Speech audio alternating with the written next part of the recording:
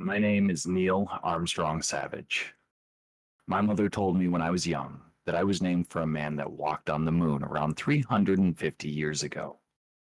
Sometimes I look at that same moon and wonder what Ashland looked like then, before the blaze.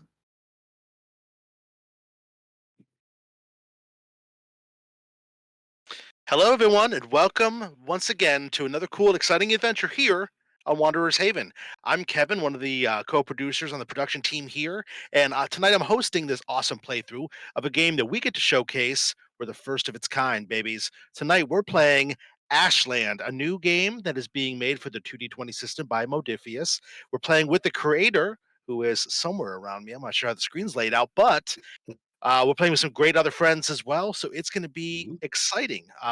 We're going to just tell you a collaborative story. We're all going to dive in together and tell this really fun tale, playing some characters in this post-apocalyptic world. But we'll let the creator Troy Mepyans talk about that a little bit in just a moment. Tonight, I will be playing rather than GMing or anything like that. I am playing a character. See, I messed it up. The rest of you are fine. I'm playing a character named Daniel Hill tonight. So pleased to be here. Let's go. Let's start right over with. We'll go around and we'll have Troy, our host this evening, conclude this and dive right in. So let's start right here with Al, who on my screen is above me. I'm not sure where he's at on your screens though. So, Al, hello. How's it going, everyone? Al Spader. Tonight I'll be playing Anna Yepsum, um, and I'm excited to see where this goes. Jim? Hey, everybody, I'm Jim Johnson. I'm excited to be here to support Troy and the launch of Ashland. Tonight, I will be playing the character of Dr. Johnson. Over to you, John. Hey everybody, I'm John Netto. I'm going to be playing the character of John Otten, and I'm looking forward to playing this. Nate? The man of the hour, Nate. Hi, I'm Nate Oddie, and tonight I will be playing the character of Neil Armstrong Savage. And our host for this evening and game master extraordinaire, Troy. Hello. Hello, I am Troy Mepyans. I'm the creator of Ashland, and I will be running the show tonight, and I am really looking forward to playing this tonight. So are we all. Oh, yes. So say we all. It's going to be an exciting adventure. So, yes, please, everybody sit back, relax, join us in the Ashland. Troy, take us away, sir. All right. Okay. Ashland takes place in 2423, 300 years after the supervolcanoes on Earth all went at once. You had incredible heat. You had nuclear winter that lasted over a decade. You had most of all living things extinguished on Earth. 300 years later, less than 1% of humanity survives. There are three factions, if you will, that remain on Earth. There are the Ashen. They wander the wastes and survive as best they can. There are the Metropolans, living in domed cities that were built between 150 and 100 years ago. They live under a very tyrannical dictatorship in those cities in exchange for security. And finally, there are the Oceanicans, who live in the 8 remaining undersea cities that had been created for research. And they live under a tyranny of another kind. They live under raw science. No art, no love, no religion, unless it fosters science. It's forbidden. And this is the world we're going to step into now. So I will move over to a map here.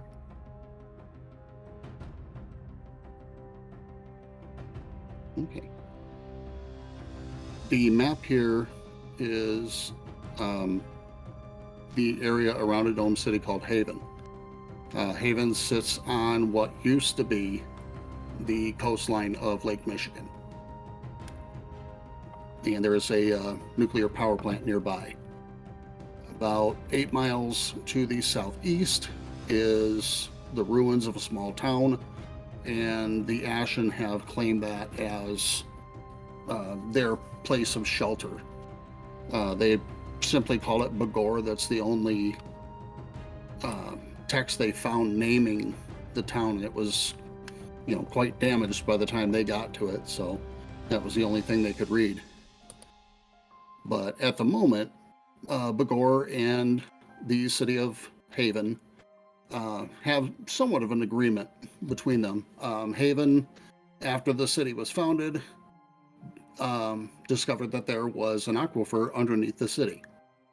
In the 20th and 21st century, there had been legends that underground springs, rivers, actually fed Lake Michigan from miles inland. And they believe that's what they have discovered. And they've been pumping water out of that for over 50 years, and there's no end in sight. So the Ashen provide, menial labor, that kind of thing, and Haven sends them potable water, supplies, and whatnot. So, it's an agreement. It's not necessarily a fair one for the Ashen, but it helps them survive, and that's what's important. Lately, though, there have been raids. Raiders are a common thing in Ashland. They will raid for food, they will raid for supplies, they will raid for whatever they want, and it's been picking up and getting worse. And the player characters have been escorting caravans to and from Bagor to Haven, and the magistrate of Haven has sent a letter to the elder of Bagor, and it is a sealed letter, and he has simply told them that it is extremely important and it needs to be given to Elder Alicia Frank as soon as they arrive at Bagor. So the player characters will arrive at Bagor shortly before sunset. And I'll pop over here real quick. There we go. And deliver the missive to Elder Frank. The Ashen live in and around the ruins. There are guards posted on what used to be a road that ran through the small town there, and finally ended up on the coast there. So they have guards protecting both ends of it as it goes through the township. Most of them actually sleep and rest underground. The ash from the volcanoes, even in this area, could be measured in meters. And eventually it hardened to the point of being near concrete. And they tunneled into it and have made themselves shelter. And that's how they live. So we will go ahead and get started with Alicia Frank, the Elder of Bagor. She is a middle-aged, probably in her 50s, looks more like she's 70, living out in the wastes, in the heat and the desert will do that. But she has been in charge of Bagor for about 15 years, very highly respected. And she says, "Thank you for your care in delivering the message to me so promptly. I rarely see communication from the magistrate there at Haven. He doesn't have a very high opinion of myself or the Ashen in general." She tears open the seal and clears her throat before reading it aloud. "Elder Frank, we have a mutual problem that has been growing over the last several months. The Loomdale Raiders have not only been striking at your settlement, They have been attacking the water pumping stations that provide all of our peoples with potable water. I propose a summit to be held in the Justice Complex in Haven at high sun tomorrow to discuss a permanent solution to the raiders. I will be expecting your messenger before dawn. Signed, Magistrate Jack Barton. Elder Frank finishes the letter and returns it to its envelope, and quickly calls a pair of youngsters, probably in their mid-teens, as runners to send a message back to the magistrate agreeing to the meeting. And she, turns to the player characters and just says, I'm certain you're exhausted. You've been back and forth twice today. It's a long walk. It's nice for the magistrate to know that we finally have a problem that we both can do something to solve. Mm-hmm. And she says, go ahead and get some rest. I would appreciate it if you would be my escort tomorrow on my way to Haven. And we can hopefully put these raids to an end sooner rather than later and get back to whatever life is supposed to be like. And she kind of chuckles to herself about that and just, gestures towards the cavern and just says, get some rest. We'll get you in the morning and prepare to, set off.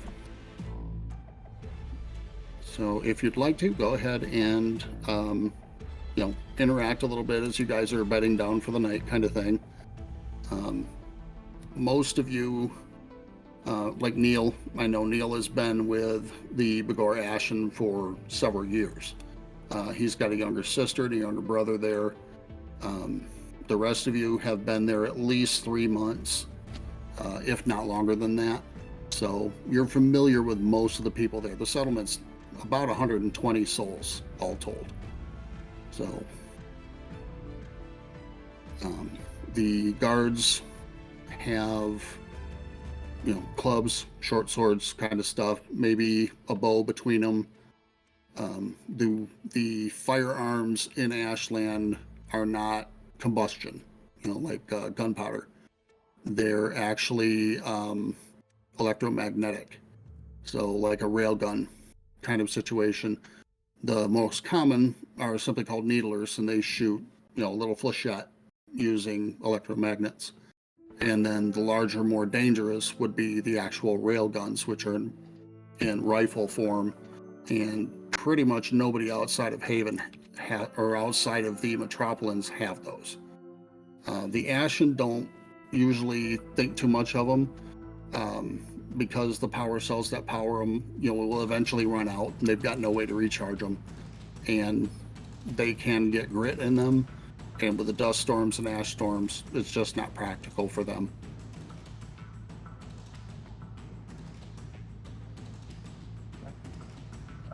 So before bedding down for the evening, is there like someplace here where I could do some target practice? Sure, absolutely. I've got a harpoon essentially that I would like to get a couple of tosses in with, and do that before bed. Yeah, absolutely. Yeah, and before bed. Go ahead, Jim. I was just saying, before Dr. Johnson beds down for the evening, he'd like to offer his services to anybody in the settlement who might need medical attention. Okay. You've got a couple minor injuries. I think the worst one is, somebody unfortunately stepped in a hole where there's, the ash is a little more brittle and ended up spraining their ankle. So, a matter of getting it wrapped up. But, okay. Thankfully, today has been a good day. Knowing that I'm going to be traveling tomorrow, I think most of my time before I rest is going to be spent making sure that some of the elder folk that will be around can, look in on the brother and sister I've got in town. Mm-hmm. And, Definitely. making sure my little sister knows, yeah, when I leave, you're in charge of Mm-hmm. your little brother, but don't be too hard on him. Yeah, I'll make sure that all my weapons are functioning properly and Mhm. cleaned out, because with all that ash floating around, even though I only have a light needle gun, I got to make sure that I've got ammunition for the crossbow. Mm-hmm. So I'll make sure those are all working properly. Absolutely. How about Daniel? Daniel gonna be doing anything? Daniel, this whole time, he's just been quietly contemplating, looking at everybody. He hasn't shown any outward signs of being all that amused or all that excited to be here. He's just very stoic. He's kind of just watching everybody, seeing what's going on. And in this moment, he just crosses past, and as he moves past our new host, our new employer for tomorrow, as it were, as we have to escort her, he'll just give her a nod. Mhm. Thanks for the rest, and he'll just go inside. He'll find a nice quiet corner to sit so he can just, with his back against a wall, he wants to look out and just observe everything and watch everybody that goes to and fro. Okay. Alrighty.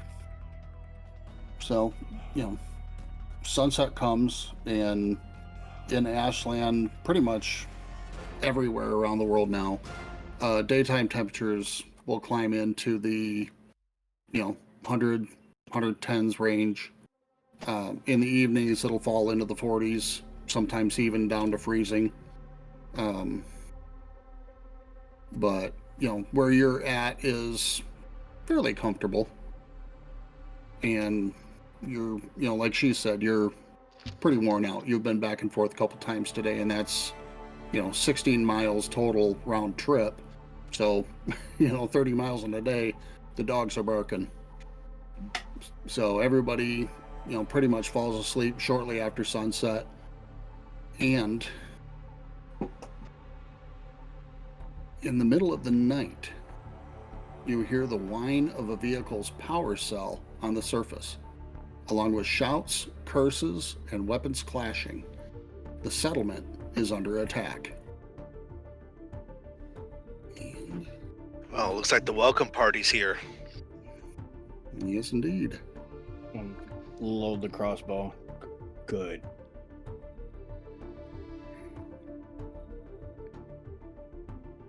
Alrighty. So, you guys emerge from the cavern area there. There's of course a fire built in front of it where the guards can warm themselves and that kind of thing. And you walk out into the blinding light of headlights shining at the entrance to the cave. The vehicle doesn't appear to be moving, but it's hard to tell exactly what it is. You've got guards who are moving out, trying to intercept raiders as they're coming in. But there appear to be a total of 6, maybe more than that. Hard to tell, but 6 that you can definitely see. So I will go ahead and set up the initiative for you guys, and go ahead and decide amongst yourselves who you want to go first. Ooh. Do we have any among us who is like a forward scout, or like the person who might have been on watch when this happened, or anything like that? Maybe they would react first. None of the PCs, no. Okay. I was gonna say, I think Closest thing was a that would be mercenary. John.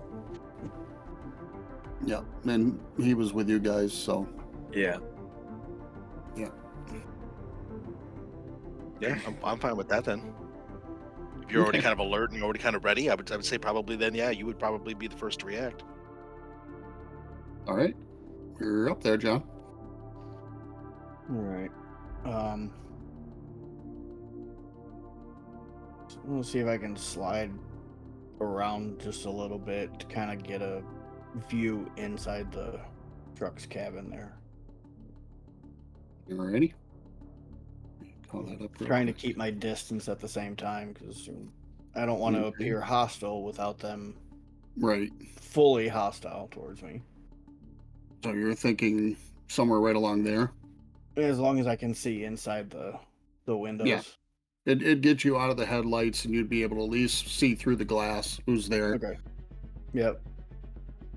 And Okay. then make sure that my crossbow is loaded, ready, and all I gotta do is bring it up Mm-hmm. and fire as soon as there's any aggression. Okay. Several of the guards up for the Begorer have been injured and are down. You can see at least one that appears to be dead. So, they're definitely on the attack. So you would definitely be, So well I'd see within your rights somebody- to start defending. Hit him. So yeah, as soon as I see that somebody's been injured, I'm probably gonna get the one in the truck if there's one in the truck first. Okay. And if not, then I'm gonna go for whoever's probably furthest away without hitting anybody. Right. Don't want to Yes, hit the indeed. innocents. That's kind of defeats the whole purpose. Yes. That is very true. Alrighty. So that will be a ranged attack. So that will have be my your coordination plus fighting and whatever focus you have for that particular weapon, if you do. Yeah, I have ranged weapons, and then I'm gonna use aim as a minor action so I can get my Deadeye Marksman. Okay. I'm gonna make sure I hit the shot. Well, will it work if I do roll 2d20? You get 2d20. It's going to be a difficulty 3 because you're trying to penetrate a window. So Oh, it's good. kind of, I get to reduce it by 1. there you go. Nice. 2d20. Come on, 2 successes. Come on. That's all I need.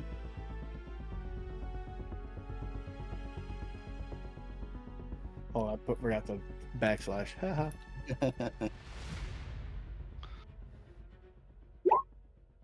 Oh, ho, ho. Oh yeah, that's 2, and that's one of a- them's Yep.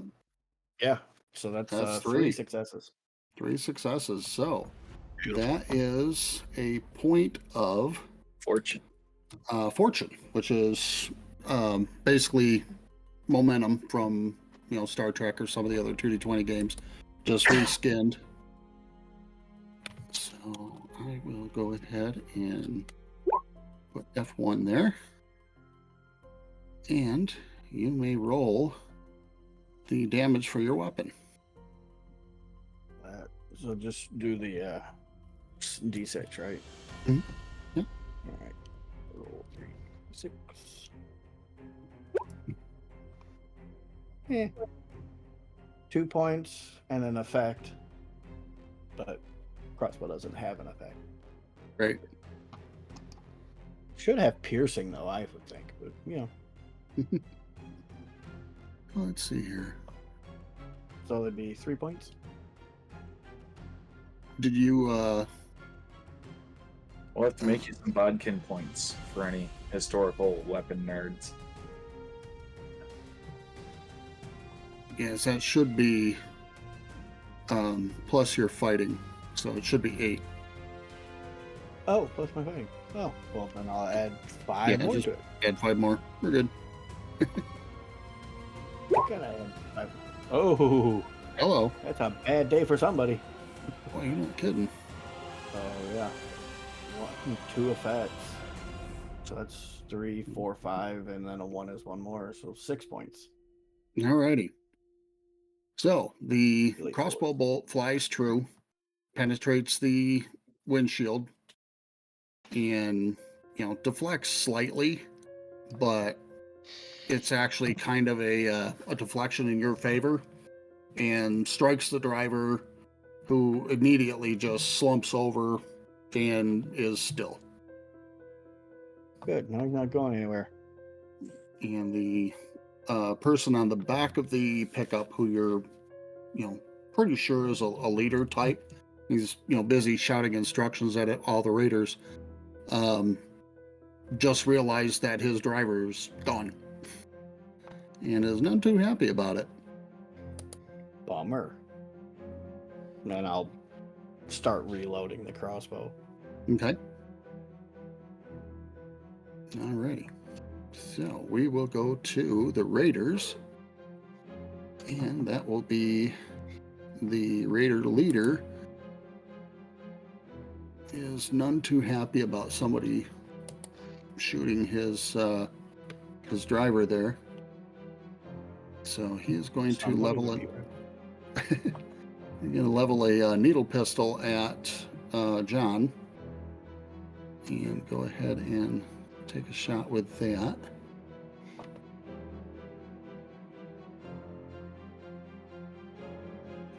Okay. 12. Okay. Here we go.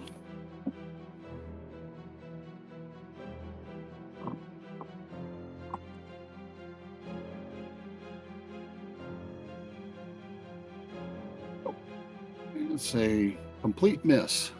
So it, the needle whistles probably about 2 feet past you. Just not a very good shot. And we are back to the PCs. Does anyone Alright, mind if I take this one? Okay. What's that? I said, does anyone mind if I take this one? Nuts. Go ahead, Neil.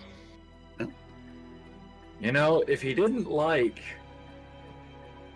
John shooting his driver, he's gonna be thrilled when I shoot at him. Right? I think Yeah. is that truck that's on the map actually there? Yes.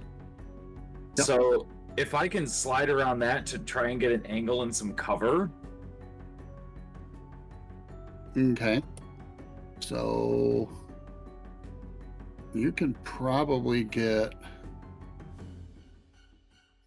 right near where John is. And Oh, no, you'll I still be able- meant towards the right, where my towards the right. Oh, okay. yeah. So more like back here kind of thing. Like Kind of use the cave as cover. So where my brother's token is, there was what looks like a truck or something on the map. Oh, okay. Like one more forward, just to give myself a little bit more of an angle, or one more. Oh, forward. okay. Gotcha. Sure. Yep, that'll work. Yeah, right there. Mm-hmm. And I'm gonna line a shot up over the truck, and if no one objects, I would certainly like to spend that fortune to give myself an extra die. Have at it. It's your activation. I mean, Alrighty. the fortune is you. Hey Troy, real quick, can I ask while we're doing this, how Yeah. does resistance work in this game? Is it cover work? Does it grant resistance? Does it grant difficulty increase? How's it work? Difficulty increases. Okay. So basically, he's got half cover. It'll be a difficulty 4. Oh. Is that a now one we see? Yeah. Beautiful. You got It's that fortune back. oh yeah. So it's coordination and fighting. Yes. Yeah. So the 1 gives me 2 successes. Mm-hmm. The 3 gives me a 3rd success, and the 15 is Bupkis. Okay. So that would strike the roof of the truck and deflect away. Because that was a difficulty 4 with his cover. Oh, Yeah, he's in the bed. that's fair. Yep. But now he knows there's someone else who's gunning for him. Right. I think I might have Okay, and attention now. It's going to take him a minute to move the driver if he's going to try to get away, so. Yeah. Right.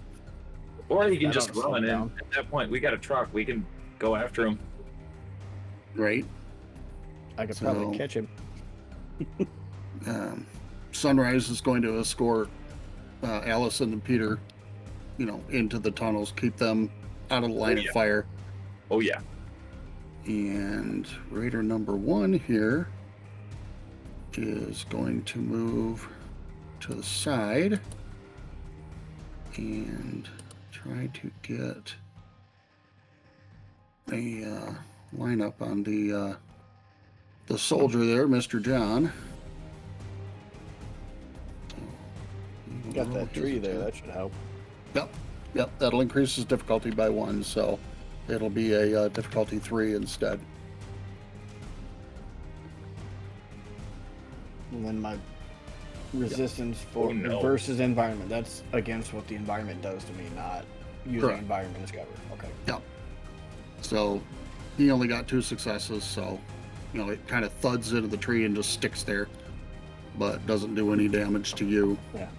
So we'll whirl and aim the crossbow at him and just wait for my turn. Right. Like, oh, okay. Well, we're gonna play it that way. All right, come here.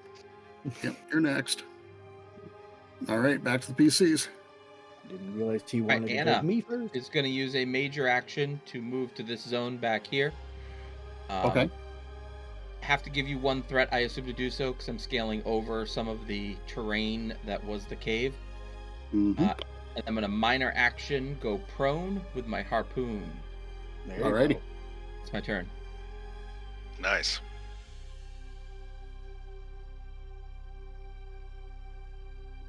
Alrighty. And threat in Ashland is called hazard. Hazard. Yes. Again, threat reskinned, same thing, different name. So that is the end of your turn then? Yes. That Okay. was a major action to move to the zone, and then a minor action to go prone. Okay. Sounds good. And this raider is going to pile into the truck cabin, and you basically see a body unceremoniously tumble out of the other side with a crossbow bolt stuck in it. And Hey, at least you can get your bolt back. Neil, grab that for me. And you can hear because these vehicles are run on electrical, you can hear the wind starting to pick up a little bit, like he's going to try to move it. But we are back to you guys. That was his turn. Cool. I have something, if I may go. Mhm. All right. So Daniel, he takes us all in for a moment. He doesn't react super quickly the way the others do. He looks like he analyzes everything a little bit more thoroughly before Mhm. he does something that seems to be not very thought out at all. He's going to surge forward straight towards that truck. And as he does so, he's going to go to the door where the body is falling out of. And he wants to, as the other person is sliding in, probably to try to get away or whatever they're doing, he wants to Mhm. actually grab a hold of that door. It has the window's been busted. He wants to put his arm in, and that way people don't see what he's doing. He wants to use the back off talent. He wants to use a kinetic blast to slam into this person who's trying to get away. Try to push them through the outside of the car. Alrighty. So you will be moving up here then. Hmm. All right. And you will be using the back off talent. So it looks like that's going to be a will, willpower. No, just will plus fighting. Yep. Which for me is going to be 9 plus 5, which is a 14. I have to roll under. I do Mhm. notice that I have bold fighting, which means I can buy an extra d20 by adding to the hazard. If I need to, I can re-roll one of them. Yep. Can I use that here because I'm doing something a little bit drastic? Absolutely. Absolutely. All right, so yeah, I'll add to that hazard then, get another d20. So I'm rolling 3. Okay. And who wants to roll in the. Just to let you know, Uh-huh. back off is considered a melee ability. So Okay. when he goes to resist it, Mhm. it's if he gets more successes than you do, he'll be able to do damage to you. Okay, that's fine. Okay. But he Get only more gets to successes. do successes on 2 dice where he gets 3, right? Right. Yeah. Ooh, Okay. nice. Oh, nice. So I got a 4, which is going to be success. I didn't use a focus. Well, actually, since I'm hitting him unarmed, could my focus for that apply? Yes, indeed. Okay. So then that 4 will also give me the extra bonuses because of the fact that it's below my will or Mhm. my fighting, I guess, depending on whatever one it goes off of. 18 won't help that much, but that natural 1 is going to be another 2. So that's going to be 4 successes. Okay. Am I correct? Don't you get to re-roll because you're bold? That is true. I do. So yeah, I'll Yep. re-roll the 1 to try to see if that 18 comes out a little bit better. There you go. And it's a Hey. 3, so that's definitely Yeah. better. Yeah. So yeah, as I move forward, yeah, like I said, it's not seen. There's nothing that really comes out of me. There's not energy or anything weird like that. Just Mm. what happens is as I get in and I reach in through the broken window, maybe there's a superficial scrape against the outside of my my gear that I'm wearing. I put my hand in, and as I curl my fist up and I punch into this guy, there's waves of unseen energy that just pulse across him and slam him back through the door, and he goes flying out onto the sand outside. Alrighty. So he will make his defensive roll, which isn't a whole lot. Mhm. For him, that would be will plus move, because he's basically trying to plant himself and prevent from being moved. Sure. So, yeah. Well, 2 successes, but you had what, 5? 5. Yes. Okay. So yeah, you've got 3 fortune. Nice. That's adorable. Yeah. Yes, indeed. Okay. Yeah, that'll be it for my turn then. Yep. And the target takes challenge dice equal to your will score, and each effect will move them further away. So you can roll, Roll your 5s and 6s. yeah. So Yeah, your so my will Will score. score is a 9. Okay. Gee. Yeah. And yeah, so then the overs would be what, there was 2, or do I get for that 1, or do I get 1 from the 4 that I rolled 2 for the effects? No, it'd be you roll the 9 d6s, and then Oh, that's right. any of those Yes, that thank pop up with effects. Thank you very much. That is what I'm thinking. Its effect.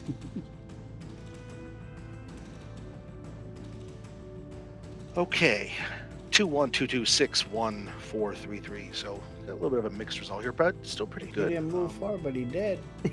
Boy, Holy cow. well done. You felt yeah, it. 2, 4, 5, 6, 7. Good night.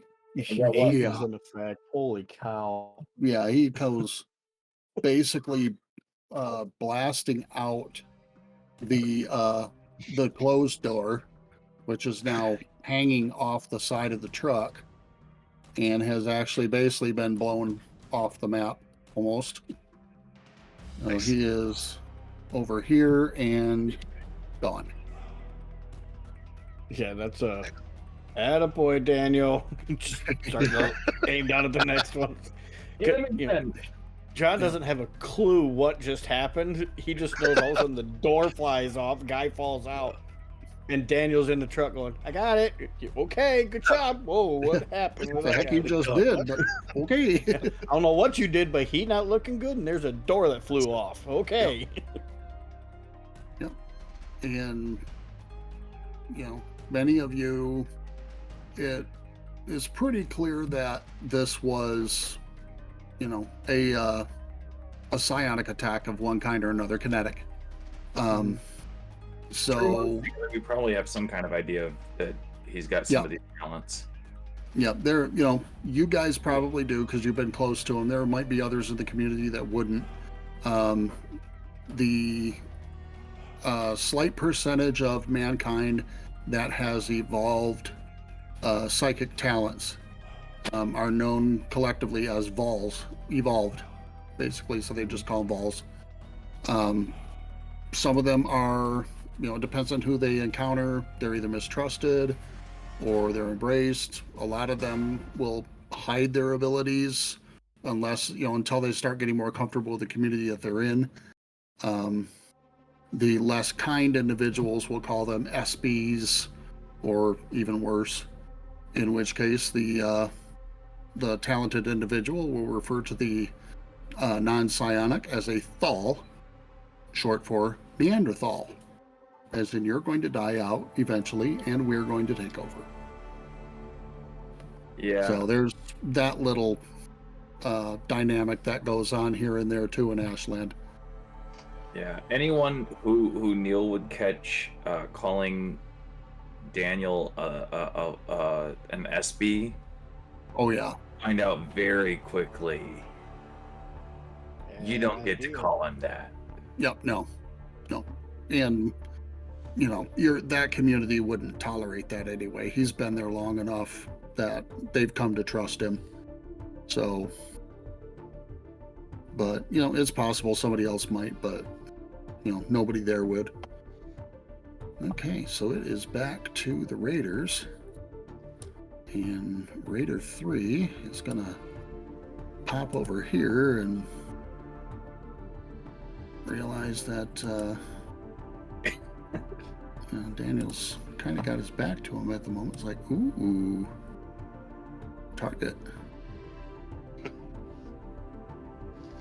All right.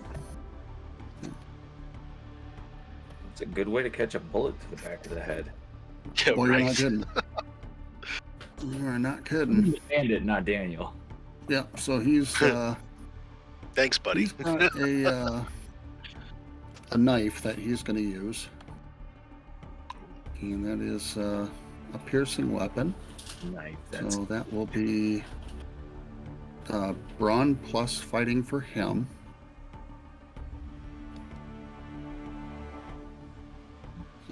And this is a melee attack, so you will be able to roll your own melee against it, to try to counter it, and go from there. And, same thing applies. If you get more successes than he does, then you will be the one that does the damage. And I am going to spend a point of hazard and buy him a die. Sure. Oh, that is a complication. yes. That is a complication. So we have We'll one allow it. success. One success and a complication, so it's not this guy's He night. didn't fight Golden Gloves. He cocked his wrist to the side when he punched with the knife. Right. Yeah. Oh. So go ahead and use your brawn plus fighting. That would be your plus melee. fighting. That for me is Hey, yep, hey, 8 plus 3. 8 plus 5 is a 13. you should spend a fortune and buy an extra die because that'll be funny. I should, because we have 3 right now, right? 3 fortune. Yeah. Yeah, you know what? I will. I'll buy one, and Sure. yeah, we'll get a assault moment. Yeah, great call. So we're gonna have 3d20. Okay, I had to roll below a 13 because it's 8 plus 5, so that's 2 successes but 2 sevens, so a 14, 7, 7. So Okay, so he had one success, so that definitely beats him. Go ahead and we get one fortune back, don't we? Yep. Hey, net neutral. but it's Nice. a fortune that he can spend immediately if he wants to. So we'll leave that hanging there for the moment. Yeah. Go ahead and roll your unarmed damage. which for me is 6. So I'm only 6 dice, Yes, indeed. correct? That's 66. Whoops. That's the wrong button there, guys.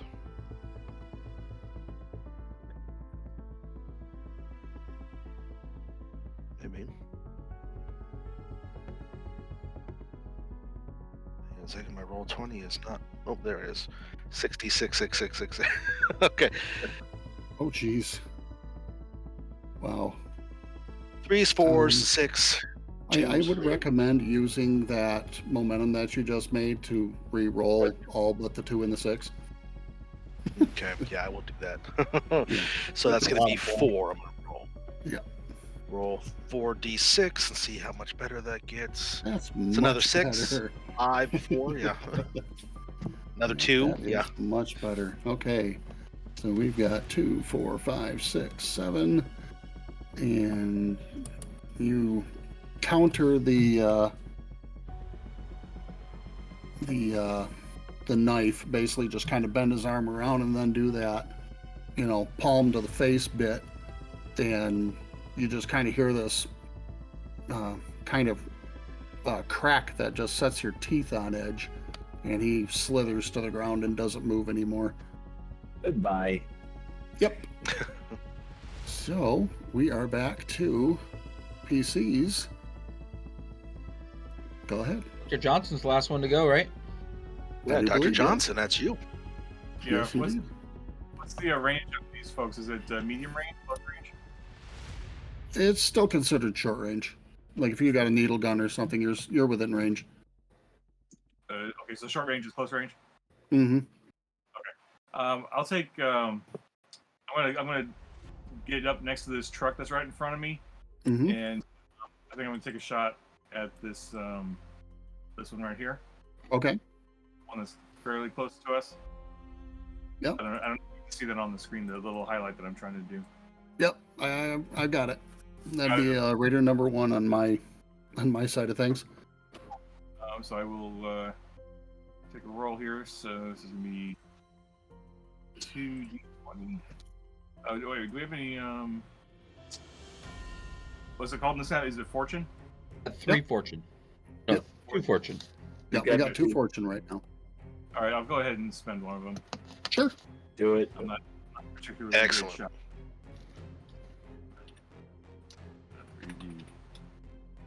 3d20.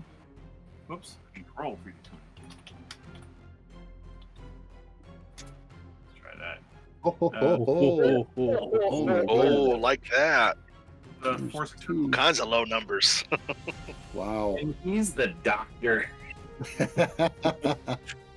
That's coordination plus fighting, right? Yes. Yep. Yes, I've got a 10, so it's exactly 4 successes. Wow. Just good. Wow. Holy socks. All right, go Nice. ahead and roll Nice. your dice there. Sure thing. So that's looks like 3. So I will 6, right? Mhm. Yep. There you go. So it's like special on the damage. 3 points. And you can use the 2 fortune that you created to do 2 more damage, and that will take him out. Do it. Nice. He swore an oath not to inflict any harm, but it doesn't mean he doesn't know how, guys. Exactly. Well, then Yeah. let's be real. They're bandits. It's kill or be killed. That's Right. it. And Hippocrates would understand. yeah, Right. absolutely. And if you look at Dr. Johnson's token, he's, an older gentleman. He's survived a long time, and Oh, yeah. he knows how to fight if he needs to. Alrighty, so we are back to the Raiders. And Raider leader, or actually Raider 2, is going to try to get to Daniel there. And so he's going to use his knife. And what the heck, I'll spend that last hazard. And give him a die. Because he's probably going to get killed anyway, but hey. Probably. And that's almost definitely. So yeah, he got 1 success, so all on you, Daniel. Oh, boy. Well, then. I'm going to slip my hand into the inside of my coat real quick, and there's a flash as my brass knuckles go onto my hand, and I'm just gonna clock this person straight in the sternum. Nice. So that's gonna be fighting again. So that is gonna be brawn in fighting. Is that what that is the roll? Yep. Yes, indeed. Okay. So again, that's 13 that I'm rolling against. I'm not gonna buy anything with my bold fighting. I'll just do it as is here. So that's gonna be 2d20. 16 and an 8. So the 8 is successful. Mm-hmm. And tie goes So to the the- defender, so you will Okay. do your damage. Cool. My damage for my brass knuckles is gonna be 7. There you go. 76. Ooh. 2, 3, 5, 3, 5, 5, 5. Wow. Goodbye. 4, 5, 6. Yeah. Say goodnight, Gracie. And down he goes. And all the stuff that Daniel's been doing, it hasn't been flashy. It's just been very direct, practiced, very, Mhm. specific attacks. He's not trying to be drawn out with it. He's just trying to eliminate these people as fast as possible. There's no pleasure in this. It's just something that has to be done so that we're all safe. Yep. Economy of motion, get the job done. That's it. Definitely.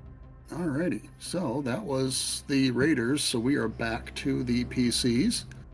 And go ahead and decide which one of you wants to go. I think Anna should shoot somebody. I can't see anyone from where I am, so Yeah, Okay. I can't see anybody from where I'm at either. I didn't even know there was more raiders. Alrighty. See if I can shrink the map a little bit, make it easier. How's that? I think it's It's the lighting. vision. Yeah. Oh, it's that's the lighting, probably 'cause it. There's a big Yeah. black section I'm Yeah. missing. I'm going, Yep. Yeah, the fuck Yeah. where I think is hiding. I think at should've- this point, it's just rush the truck. Yep. We gotta Either try- that or hold your position and see what they do. well, that's we my got a question. friendly is, on it who's can been I attacked see? by 2 people. Mm-hmm. If no one else wants to go, I know what I'm gonna do. I'm just wondering if I can even see anybody. I mean, I think you. at this point is you got 2 people. I mean, we've heard people going after Daniel. Mhm. So at this point, feels like the right call is to bum rush the truck. And How if you many- wanted to move up to here, John, Yeah. you'd be close enough that your vision would be able to see Okay. at least the yeah. person on the back of the truck. Yeah, I'll do that. Okay. And Troy, one question in the setting, like with these bandit attacks, is offering them to surrender an option really, or are they likely to just fight to the end? More often than not, they're in this situation they've lost several.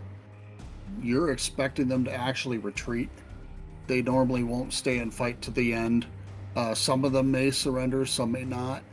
A lot of them are, orphans that the gang took in, and they feel they have no other choice, but to do what they say, because otherwise they don't eat. So, it's just kind of a roll of the dice, if you will. Okay. Yeah.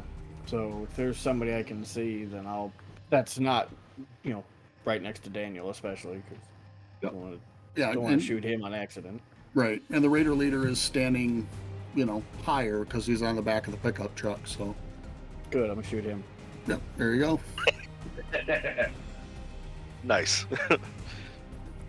Oh, you're the leader. Good. Hold this for me, would you? Right. Is soliloquy a free action in this system? Oh, yeah. I'll kind of do the focus of ranged weapons and then do the aim minor action. Reduce Alright. that difficulty by 1 and Sure. Go for it. should be able to hit it with 2.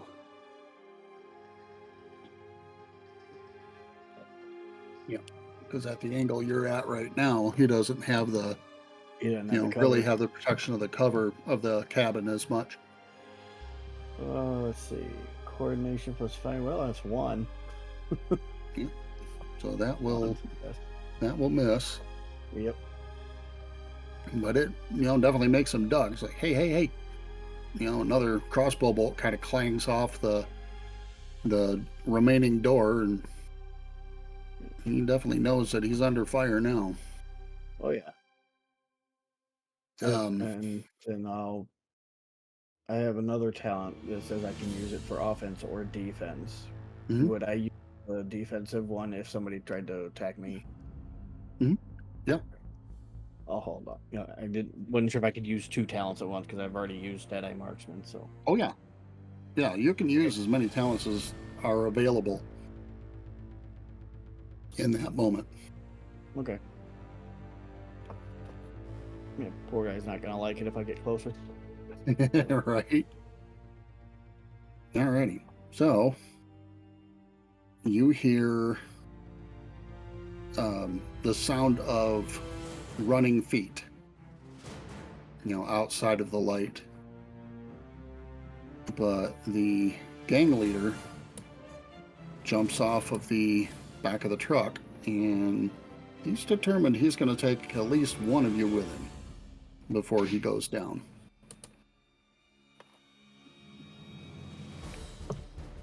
And he has brass knuckles, so that would be a brawn plus fighting for him. You're gonna try to hit Daniel. Daniel, drop this guy. Don't kill him, though. Jeez. Yeah, that's a flat out miss. So any success you have, you're going to do damage to him. So go ahead and roll your brawn plus fighting on this chump. Oh, is that against me? Yes, Yeah. indeed.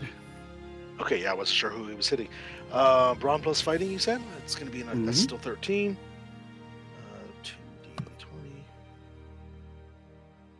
Maybe. There it goes. 7 and 15, so that's going to be 1 success, which is All I you need. So, yeah, he goes to punching at me, and I just grab his arm, pull it aside, and I just clock him across the face Yep. and try to grab a hold of his shoulder and lower him down either to the ground or to the back of the truck, wherever he might still be in this moment. Okay. And I give a pretty serious, grim look over to Neil Armstrong Savage. Just kind of give him a slow nod. So go ahead and roll your challenge dice for your damage. Sure, that's going to be. I'll just do unarmed. I'll say I didn't hit him with the brass knuckles that I have. Sure. But why not? No, I will. Why not? You know what? Yep. We're taking him Yeah. out anyway. Sorry, my roll 20 is. Can we do it non-lethal? slower. Yeah, right. Could I do it on it? It'll be, if you score more than 5, it'll be an injury, but, Doc can go over there and, That's the wrong roll. bandage him up Sorry a little about bit just to stabilize him. He won't Okay, die. that one wasn't that great anyway. You're fine. 76. Sorry about that. Oh my gosh. I hit 70-20 on accident. That's not what we need. And that's, 76. 2, 3, 4, That's 5, eight. 6, 7, 8. Nothing Yeah. missed. Oh my goodness. Yeah, dude is in La La Land. Basically flat on his back. Yeah, when he falls, he cracks his head on a part of the truck and he's Yep. all sprawled out as he falls. Yeah, it's basically fist met face, back of the head met the fender, and it was all over after that. I was gonna say, I kind of feel like you just punched him in the face, his head shot back, hit the truck, and he was out cold. That's it, yeah. Good night. Alrighty. And things go quiet. The the whine of the motor in the truck is still going because of course it's still on, but the sound of retreating feet has pretty much faded, and you have a prisoner. And a new truck. Yes, you do. Doc. That. Everybody okay? Doc. Patch the bandit up. And if you Okay. can, get him conscious again. I got some questions for him. And I will answer the question that has been asked. Is everyone okay? You notice over in this area here, like shortly after John left, there was it looked like a couple of the Begor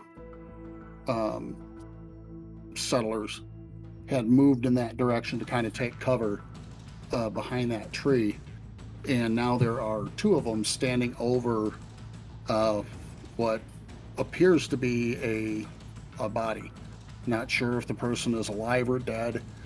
They're just, one, kneels next to the person and is, checking them over. But it's kind of hard, with it being dark, it's kind of hard to tell what's going on yet. I'll head over that way. Doc. See what's going on over there. Alrighty. I'll start gathering up the unconscious bandit, start dragging him over towards the encampment that we have here, getting him out of the way of everything. Right. Find him. Yeah, you got it. I'm gonna kind of walk a perimeter, see if anybody's trying to sneak around. Yep. Try to come in behind us. Yep. That is a very good idea. Okay. Maybe quiet, but it doesn't mean it's silent. No, not hardly. Okay, so Doc, when you get over there, the two guys that were standing around the body, of course, quickly move out of the way. And I will have you go ahead and roll a insight plus surviving. And this would definitely be, medicine focused type. It's a difficulty 0, but you can generate some fortune. Yeah, sure. So I've got a medicine focus. That sounds like I can apply here. Mm-hmm. Roll. So it looks like my target number is 0. Insight plus surviving. So that's Yep. target number 12. And it looks like we've got 1 success. Alrighty. Use 1 more fortune, so that gives you a total of 3. It is indeed Elder Frank. She is deceased, although it doesn't appear as if there's any injury to the body. And it takes you a minute, kind of just look her over with what light you have, and you see blue under the fingernails, there's blue on the lips, and you're fairly certain that she probably had a massive heart attack.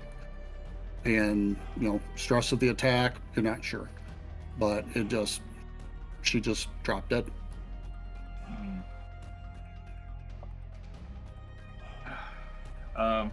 Well, if her eyes aren't closed, I'll close her eyes. Got something I can put over, her face, whatever the appropriate thing to do. I'll do that, and I'll give the other local that's here. I'll just give them a, shake of the head, and Okay. It was quick. Heart attack. And he, nods gravely, and he says, "I understand." The next in line is Elder Slade. I'll let her know. Thank you, Doctor. And he, quickly dashes towards the cavern. So, take her off there. So, we have our prisoner here.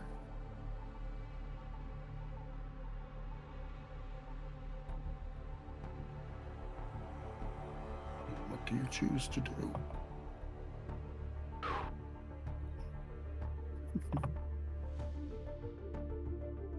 I think I'm just gonna keep an eye out, because I don't have any. With him being unconscious, there's not a whole lot I can do except make him unconscious more. Right. So Yeah. he wakes up, I could put him back out, but I don't think that's the goal of this particular moment. So he's just gonna Right. kind of keep a watch out. Yeah. Doc, what's our liabilities? Who's hurt? I don't think any of us got hurt. I think it was just Yeah. them. Did anybody get in? There's a few Begor guards that are, lightly wounded, but they're skilled enough in first aid. They're taking care of it. There's a couple dead, but obviously there's not a whole lot you can do about that one. So, As far as the elder goes, is there any reason for me to think I should do a deeper investigation as to, or like the equivalent? I mean, maybe not an autopsy, but just a deeper look into what might have killed her. Or is it fairly clear as it was a heart attack? it's pretty clear, that it was absolutely a heart attack. And the Ashlanders normally go for cremation because obviously you can't bury something in concrete ash, so they'll have a little ceremony probably once daylight comes, but that's not something that you would need to be involved in. Just so I'm clear, Dr. Johnson, are you making us aware that Elder Franks is dead? Yeah, I think once the other local went in to go find the next one, Okay. I'll stand up and announce that the elders passed on. And yeah, Son of a bitch. once the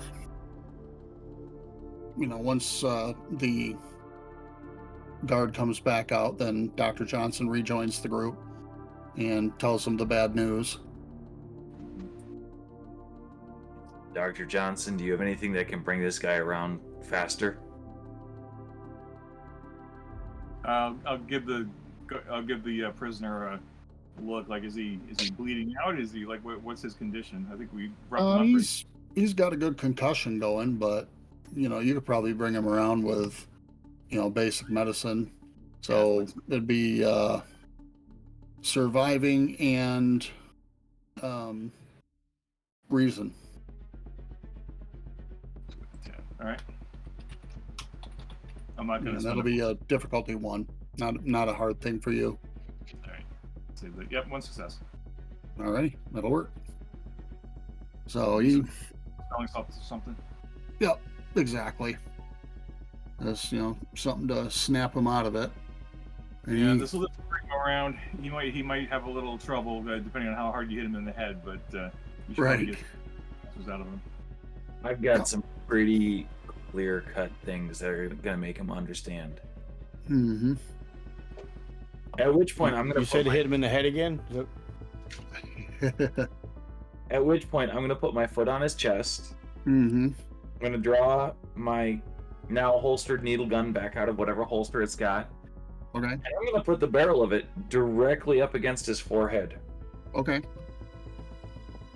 I'm going to look him right in the eye. What are you doing here right now? And he looks up at you and just smiles, showing bloody teeth, and says, "Looks like dying." Why did you choose now? Bored. Got bored.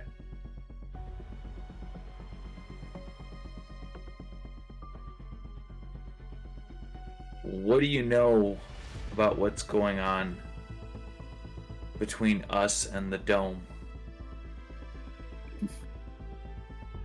He says, aside from being a gold mine for us, couldn't care less.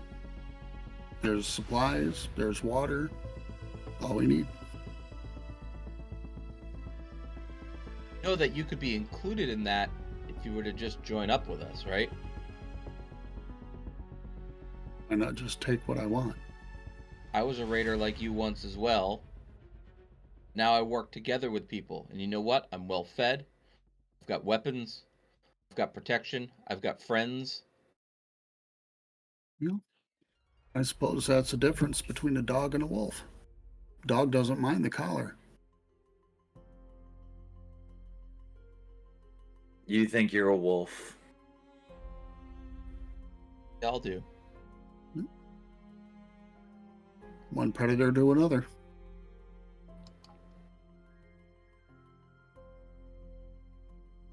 Well, you might think you're a wolf, pal, but we're the sharks. So you're going to want to answer our questions a little bit more plainly than the way you've been answering them thus far. Because what happened out there is nothing opposed to what we're going to be doing to you. Because someone really important just died. Somebody that we actually care about. You might not know about giving a shit about people, but we do. So we're going to try this one more time. Answer the man's questions. He's asking nicely. I did. It's useless. He knows nothing. Send him on his way.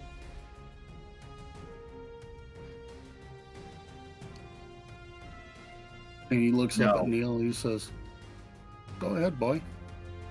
Pull that trigger." Okay, you got guts. Talk to me about guts. Pulling this trigger would be the easiest thing I ever did. You're not See you worth doing it. more. Yeah. I'm gonna look over to one of the still up and moving sentries that were out here. Mhm. Take this piece of trash down. See to it the elders treat him as they see fit. As far as I'm concerned, he's culpable in the death of our elder. And, a couple of the guards come up, bring him to his feet, and he looks over at Neil and just gives that smile again and says, "Not worth it. Why do all the cowards have to hide behind that?" I'm gonna pistol whip him. Take the butt of the pistol and just right in the forehead at that point, temple. Alrighty. Well, he can't defend against it, so go ahead and roll your damage. Oh, not even a roll, just damage. No, they're holding him steady. I mean, he ain't going anywhere, and he can't defend against it. That's my. I'm not going to give you a free fortune for it, but I'll at least let you roll damage.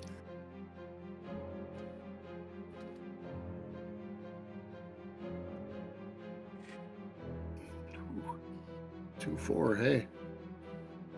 That definitely sends him back into Night Land. Fine by me. And, they just kind of drag him into the cavern.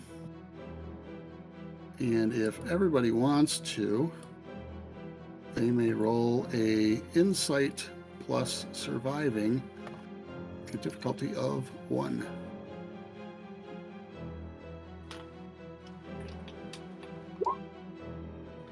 Nah. I got it. I saw I'm rolling nothing. against a 12. Ooh. Yeah, I rolled against a 12. I got an 8 and a natural 1. So Rock on. 3 successes. There you go. And that'll pretty much fill up the fortune pool there. Yeah. And the guards are gone maybe 10 seconds. And you hear a very rapid sound of steel being drawn against leather, and the unmistakable sound of a blade penetrating a body. And the guards just continue on. And after about a minute or two, you guys are, kind of just, okay, did we hear it? Or did they just think we just heard? And they come out and just dump the body outside and go back in. And he's been, basically run through with a sword. After a moment of time, I'm going to walk over to the body and I'm going to rifle through his pockets, his gear, if he has any, see if there's anything of use, because here in this area, every little bit helps. Absolutely. Absolutely. Well, what he's got is he's got brass knuckles, of course. He has a knife. He has a needle pistol, ready to go. So it's, it's something. His clothing is, basic. Nothing that would be like armor or anything like that. Al, your character is a former raider. And you kind of look over his shoulder as he's, going through everything. And you notice the marks on the forearm of the raider leader. And you know a little bit about, the raiders in this neck of the woods. And it is definitely not the mark of the leader of the Loomdale Raiders. He's definitely a lieutenant of some kind, but he's not the overall in command. Based off of my knowledge, I mean, that would be pretty run-of-the-mill for a lot of the raider groups around. Mm-hmm. Yeah. The big bad likes to hide within his castle and then send his minions out to get killed. Yeah. And what you know about raiders is usually the one who's in charge. He's a little bit older. He's, ruthless to, being just cruel. There's no conscience left. So, he's a savage in every definition of the word. But while you're In action, not in name. right, It's almost like raiders are kind of de-evolved, kind of, at least societally. Mhm. Yep. You figure, when the blaze hit, you had an electromagnetic pulse that went around the world and pretty much sent everybody back to the Stone Age in an instant. You had, world temperatures that soared into the 400 degrees centigrade range, before dying back down after an hour or so. 22nd century civilization ended in a matter of hours. And, it's slowly been recovering, in some areas more than others. But they're, unfortunately, the very worst of humanity has come out, as well as some of the best. Always just a couple of jerks.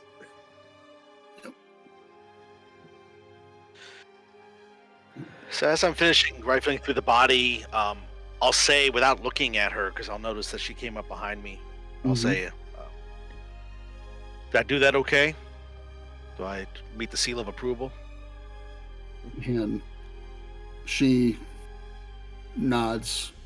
Just, you can tell she's hurt. She's sad. Unfortunately for the Ashen, death is an everyday occurrence and a very close friend. It's going to happen sooner rather than later for most of them. They grieve in their own way, but it's not like we do now. It's just another fact of life. She is a, younger African descent woman, in her probably about the same age as Neil. You're talking mid-20s, maybe a little older. And Give me a lot of credit there. yeah, and she is, her name is Slade, Elder Slade. And she says, I appreciate what you did here tonight. There was, sadly, no saving Elder Frank. That was destiny, unfortunately. But we have something that needs to be done. we have a summit that we need to attend tomorrow. If you're willing, I would like to send you all as our delegation. Because I think the only way we're going to stop these raids is with your kind of expertise. If you agree, you will have our gratitude. You may take your rest. Leave whenever you wish in the morning, but make certain that you have enough time to reach Haven before high sun. Upside. Those arrogant jerks gave us a truck. Yes, they did. And Get us she there also, fast, and it should be worth its weight in supplies. oh yeah, they'll definitely take that. The enforcers, which is what the Metropolitan Guard are known as, the law enforcement / military. You'll come up to the main gate for Haven and let them know who you are. She'll give you the envelope with the seal on it, so that way you can just show it to them. They'll know where to take you, and they'll give you, a bounty for the truck, and then have that brought to Bagor.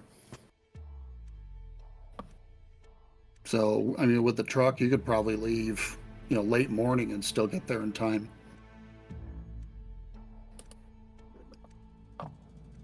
Is there I anything got a else? problem doing this for Franks. She was a good person. She helped us out a lot. So Mm-hmm. Is there anything else useful we can take to the Metropolitans? Not at the moment. Basically, right now, it's what we would think of as midsummer. So, the Ashland are raising what few crops will actually grow in this mess. And it's barely enough, to provide food for the community, and that's about it. They don't really have any extra supplies or scrap. They don't have enough people to go out looking for it. It's too dangerous. So basically, any food, clean water, anything like that we can get a hold of, we're gonna Yep. need. Yep. And that's usually what the trade is with Haven is, food, water, medical supplies, that kind of thing.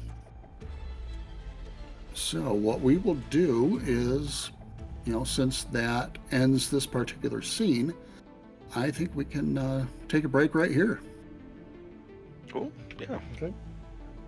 Excellent. We'll take a 5-minute break, and then we'll be back into action. And I'm looking forward to seeing some more. That the gears are getting turning. Very cool stuff. Thanks, Troy, so far for running this for us. And yeah, I'll refresh up those beverages. We'll be back in 5 minutes. Excellent.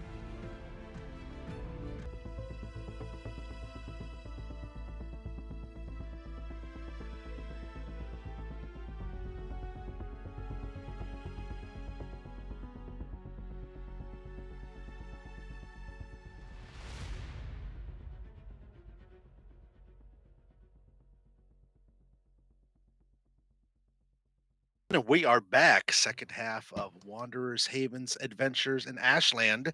Hope you enjoyed your 5 minutes. We sure did, but we are ready to get back into it with you all. So let's head on right on back over to system creator and setting extraordinaire, Troy. Troy, go ahead. Take us back into it, please. Alrighty. So, nothing else happens overnight. It's, fairly peaceful. The guards, of course, are on double alert now. Just in case there's a follow-up attack of any kind. You guys sleep, until shortly after sunrise, and the elder comes and wakes you up and just says, make sure that you guys have a meal that is a little bit bigger than everybody else. It's just, hey, you're doing us a favor. You're going to be, more active than the rest of us.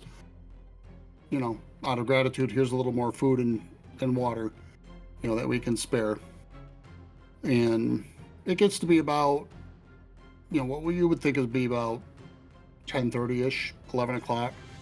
And she just, you probably want to head out now. If I could make a recommendation before we leave, Mhm. Knowing the raider groups in the area, they they don't take kindly to embarrassment, which is kind of what we did to them in the middle of the night.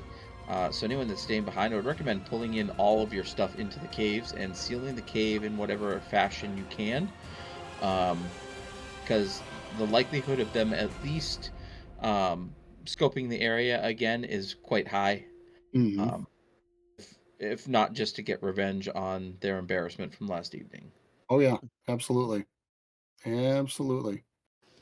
Probably should So double. yeah, Elder Slade, definitely takes that as good advice, and starts issuing instructions to the guards and that kind of thing. And you guys are able to use the truck as your transport, so you don't have to worry about any wilderness encounters on your way. And I mean, you get 4 miles out and you can see Haven in the distance. Imagine the inner portion of like Chicago, that 4 or 5 square mile region of all those tall buildings and everything is basically under a dome. The contrast between that and the Ashen Wastes is stunning. It almost looks out of place, out of time. But you guys reach the front gate, and there are 2 black armored enforcers, and the outer guards on most of the dome cities actually have like mirrored face shields, partially for intimidation, just one more don't mess with me thing. But they, of course, flag you down and state your business. Daniel's going to slide back kind of out of the way, try to obscure himself a little bit to not be seen. Those who are his companions would see that he clearly has an unease about this. Like maybe he's had run-ins with these enforcers or enforcers in general before. So he's just kind of slinking back a little bit. I'm gonna take kind of a leadership role. I mean, that's kind of what's been forced upon me in our encampment, so might as well take the lead here. And I'm probably familiar with pretty much all of these guys anyway. I'm gonna step forward. I'm gonna pull the letter out, hold it up. We're invited guests of the magistrate. We're here for a meeting. The officer leans forward, and once he leans closer, you can see the rank, and he's a sergeant. He studies the letter for a moment and looks back at his partner and just says, "Let them know they've arrived." And "Yes, Sergeant." And he speaks into his radio, which is nothing you can really make out. He kind of looks past you at the at the truck and just, "I didn't know you had a truck there." It's a recent acquisition. It's yours now. We were feeling that probably you guys could use it a lot more than we could. Yeah, most likely. What I'll do is I've got something that I can give you, basically a receipt is what they call it. Whatever that is, I have no idea, but it's what they call it. That'll just say, we'll give you fair value for it, and we'll probably actually use the truck to bring whatever supplies we trade for it, and then drop those off at the settlement, and then bring the truck back here. But just we're good for it. I want top dollar value. I wouldn't expect any less. While we're here, Troy, can you talk about the relationship? Why aren't these Ashen allowed in the Dome City? Why are they off living by themselves? Is that part of the story? Yes. In general? What's the deal with the domes?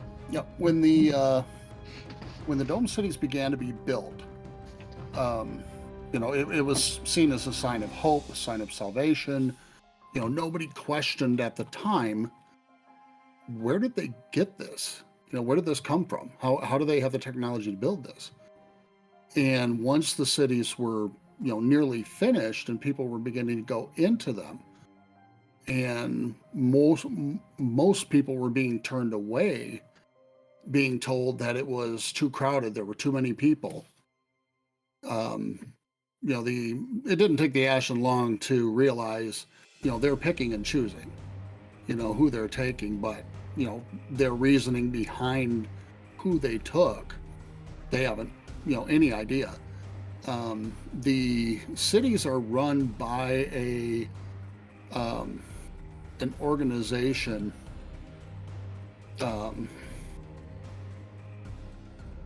that's called, there's the enclave, and then they've got their commandments and stuff like that need to be followed, and it's really a very secretive organization. Nobody knows who they are, where they're from, how it all happened, but it's very clear, the Ashland are allowed in to trade. There are certain sections of the town that they're allowed to go to, and they need to be out by nightfall, and then the gates are locked. So, and the enclave is called the Covenant. The Covenant really hasn't said, anything overtly against the Ashland, but it's very clear that they consider them lesser. They're not, they're not worth their time. Gotcha. We're not worth their time, but we can survive out on the wastelands, and they have to have a dome. Pretty much. And for an Ashen to survive, in the inner city in a dome would be the same thing as dropping a metropolitan in the middle of the Ashen Waste. You're completely out of your element. How many domes are there in the United States? There are 20 worldwide. Okay, 20 worldwide. Thank you. Yep, 20 worldwide, and they are in communication with one another, although that is only done at the very top command chain of each city. And the enforcers are pretty much the Iron Fist.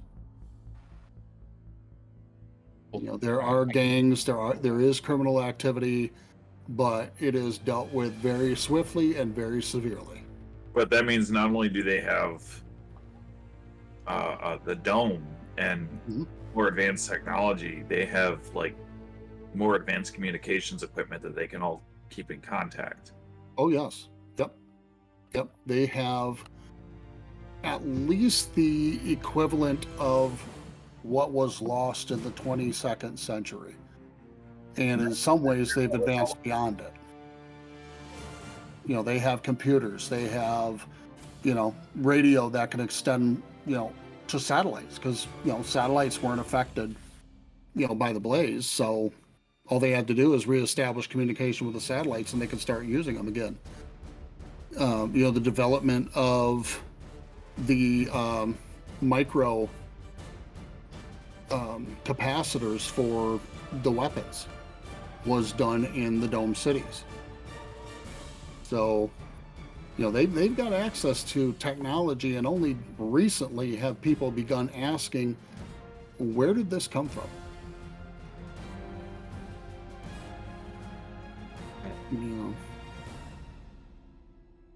But, when you're trying to survive, it's one of those things that you just can't dedicate a whole lot of thought to, You're more curious on whether you're going to see the next sunrise.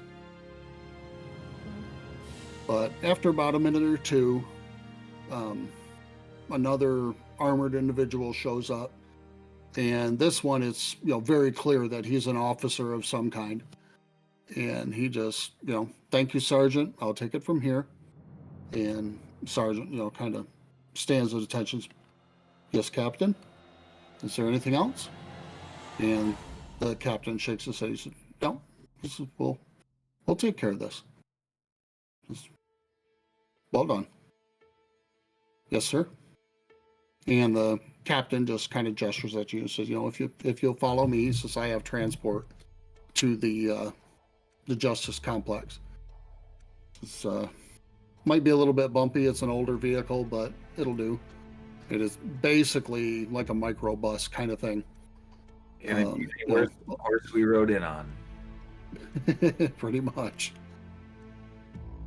And it's, driving through the city, it's a bit unnerving. Some of you have been, in the metropoli before in, various parts of, North America, but it's like walking in a canyon. It's dark, it's enclosed, it's loud, it's bright at the same time as being dark, it stinks. It just, kind of overwhelming. The Justice Building and the government buildings as a whole are in the center of the city. Very tall, glass towers, just as opulent as you would expect, for a city like this. And the vehicle actually pulls into a parking area underneath the central building. And you're escorted to an elevator that seems to go up forever. And finally it comes to a stop. About time. And opens up, and you are actually in an office setting, really. Cubicles, people working on computers. It's like you stepped back to the 22nd century before the Blaze. It's surreal. And the captain escorts you to a rather large room, which, he tells you this is, a meeting room. The magistrate will be with you shortly. There are light refreshments here. You're, welcome to help yourself to anything you'd like. And, he moves on. Is there any proper etiquette or procedure for interacting with the magistrate? Like, is it something where we are supposed to kneel or anything like that? Like, about the only thing none of us have actually met. No. You would call him sir. That'd be about it. Okay. The magistrates, the Metropolitans don't expect a whole lot of courtesy from the Ashland and vice versa. I feel like outside of sir, the most respect Neil would ever show this magistrate would be occasionally shaking his hand when something is beneficial. Exactly. Yep. And, when you look at the table, number one, the table is made out of solid wood, which, you guys haven't seen that much wood in your entire lifetime, much less in a piece of furniture. And all of these chairs in here, all of the fixtures in here are wood. There are, succulent foods of all kinds. So, your meat, cheese, fruit, vegetables. Better looking produce than you've ever seen. And there are 2 pitchers at either side of the table with ice cold water in it, which absolutely blows your mind. That they can just, willy-nilly put water down and say, here, knock yourself out. But, you guys are able to, quick munch on a little something, have a drink if you want to. And after a few minutes, 2 black uniformed enforcers enter the room, and they're carrying rail rifles. So they've got the heavier artillery. A moment later, a man dressed in clothing that is likely worth more than everything in the room, including the guards, strides in and sits at the head of the table. I was told that there was another raid in Bangor last night, and Elder Frank was a casualty. Shame, to be sure. Let's get down to the reason you're here. Bloomdale raiders need to be dealt with once and for all. In a way, I'm actually glad that it's you that showed up, since I can make my offer directly to you. The raiders will be at their base camp near the ruins of a small town due east of here about 10 miles. They were beaten back last night, but won't be expecting a counterattack if it happens soon. destroy them or drive them off, and I'll make sure you are well taken care of when you return with whatever supplies you may wish." And he smiles with perfect teeth that remind you of a wolf baring his fangs.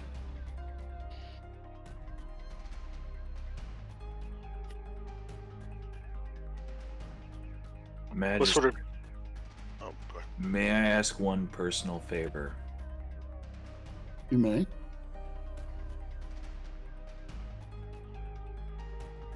Out there in the Ashlands, we survive because we rely on one another. Please don't so quickly discount the loss of one of our elders as a mere casualty.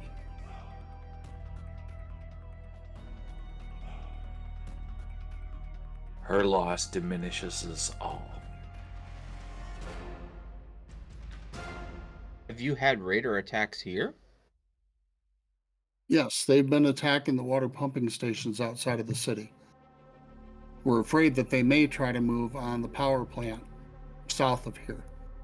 It actually survived the blaze 300 years ago as a fusion plant. The workers hold themselves up in there, and some others happen to be able to take shelter there, and over the generations they've taught the next generation to operate it, and that's where we get our power from. It sounds like a degree of organization I've never heard from raiders before. Now it's interesting that Certainly they're warrants hitting investigation. they're with them hitting the pumping stations. I'm not surprised that they're hitting it, because water is incredibly valuable commodity. The fact that they're willing to take on enforcers to do it seems a little strange. I have heard that the leader of the Loomdale Raiders is an especially ruthless individual, quite intelligent. They simply refer to him as Viper, which I'm sure is some kind of nickname.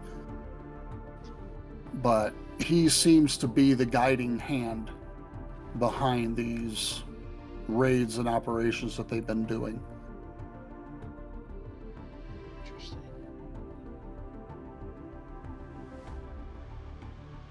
Well, we're not afraid of snake bites, so we should be fine with that. But what I'm more concerned about is, it sounds like you want us to go out and deal with these raiders only because they're causing a problem to you. What about all the problems they've been causing to the Ashers out there? People who have had to live in this every day. It'd be mutually beneficial, Dan, for us to get rid of them. Both the Metropolitans and we would benefit. Of course. No. You don't think that I'm not generous. I will be more than happy to supply you with equipment should you need it, up to and including heavier needle pistols, maybe grenades if I can scrounge a few up. How about you get your boys there to hand off those two nice rail guns? He kind of grins a little bit, and he says, "No, that's proprietary technology. Not on the table." Then how about some immediate support for the folks that were hit, that had their casualty last night? Is there a way that maybe we can have some direct supplies given to them, enough to help them out get through this? Absolutely. Yes. The truck that you brought in, I was made aware of, and I've already given instructions for medical supplies, food, and as much potable water as it will carry in its bed to be taken to the Begor settlement. So they will be well taken care of in your absence. All right, then. What do you think, Doc? Well, first, thank you for sending the supplies to Begor. They'll need it more than ever, especially under new leadership of their new elder. Anything they can do to stay stable is a benefit. Why taking care of this raider base is our responsibility, given the the disparity in supplies and weaponry that we have compared to you. I'm a little unsure about that. Hopefully, this isn't the conclave taking advantage of the Ashers again. Of course it is, Doc. Don't you know we're expendable? Once we're all expended, they're gonna come for you next. And you see the sides of his mouth curl up slightly,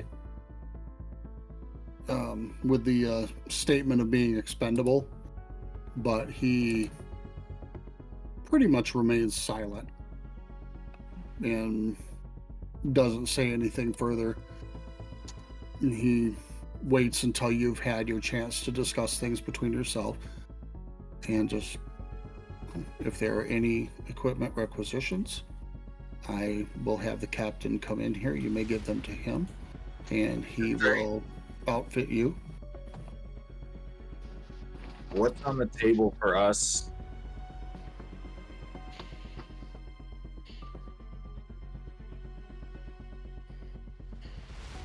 Our gratitude, for one. You got anything a little more tangible? The Ashers here are taking all the risk. True. Very true. All right. Oh, what about this? Tell you what. How about when we come back, you reload that truck? Same as you loaded it the first time. What were you going to say, Al? What if, when we succeed at doing this for you, what if we continued to have opportunities to do some work for you outside of the city? I'm sure that can be arranged. As far as supply goes, you, Neil Armstrong Savage, are a very savvy negotiator. Impressed. I will send a 100-gallon water tank on the truck this evening to be set up out, near the settlement, where you'll be able to hold more potable water than you do now. Would that be agreeable? Is the tank going to be full when it gets there? Of course. You say of course like it's a given. I've been working with all of you too long to take anything as a given. That's why I said you're wise. I think it'll all be there, Dave? Neil. He doesn't have any reason to lie to us about that. He's a man who's trying to lead with the upfront, so. Yeah, but you work with these people long enough, you realize they're trying to get as much as they can out of us for as little as possible. But 100-gallon water tank full, Mm-hmm. that's actually a damn good deal for us. And he just, You're paying it in advance? What's that? You're paying it to us in advance?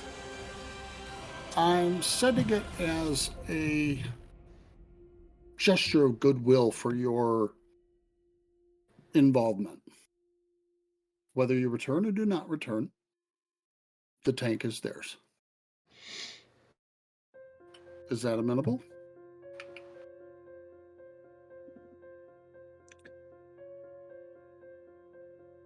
What do you guys think? I like the I sounds of what I'm hearing. I think it's fair. I think the promise of future work together is really exciting.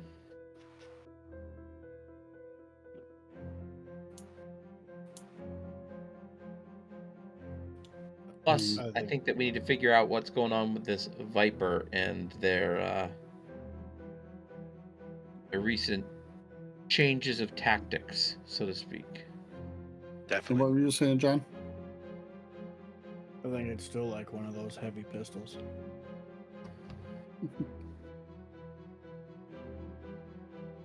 Not the railgun. Kind of just thinking the heavy pistol. pistols all around. Mm. If they're not going to give us railguns, the least we could do is make sure we're at least better Mhm. equipped. I do not need any So- equipment. A heavy needle gun would have the same range, but it would have an additional 2 CD damage.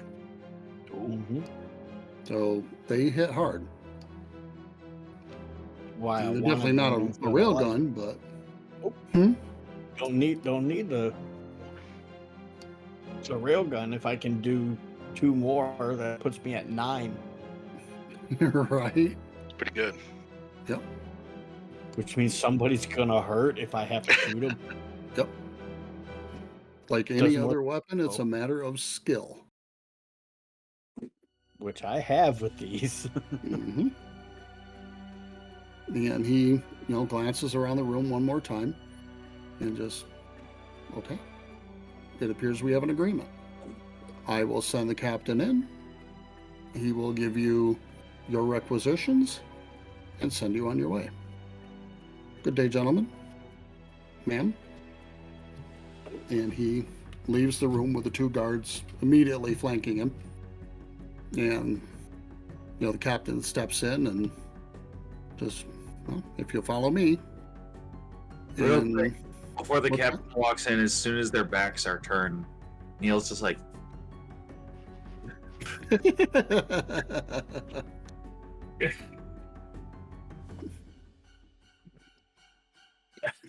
like, why do I have the overwhelming urge to strangle that individual?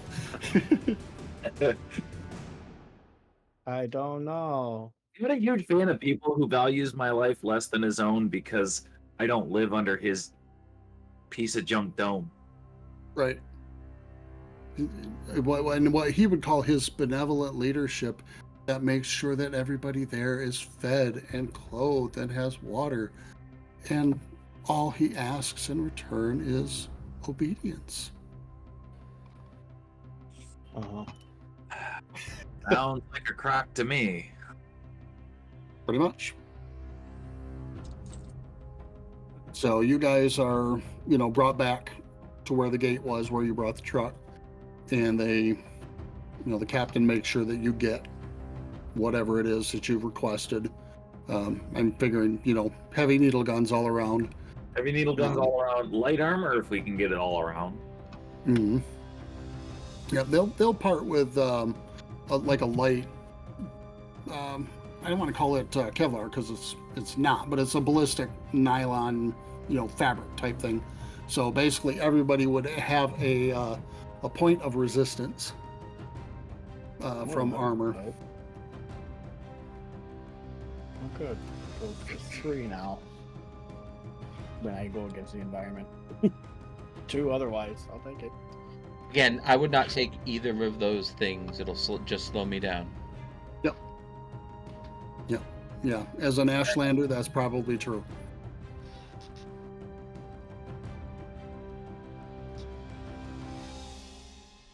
Well, if you are ready, we will go ahead and set off. Let's do this. All right. You guys think it's bad under that dome? I got a story to tell you about Oceania later on if we survive this, Right. because it's way worse. Okay. Really? So it will be daylight when you attack. It'll be late afternoon, but it'll still be daylight, when you approach the town, their camp. Would it be possible for us to keep far enough out to attack under cover of darkness? Sure. Yeah, you can wait. Is there anybody who's maybe skilled at sneaking in, getting a look around? Yes? Not the whole group, just 1 or 2 people, maybe. Yeah, I'll kind of give a smirk over to Anna. Yeah, I would I say have- Hannah would probably be the only one. I have stealth. I mean, if their sentries happen to fall down along the way and just never get back up again. Yeah, I have a focus in stealth. sentries fell down, that'd be terrible. Hmm. I might cry. Why the background's not showing up, but okay.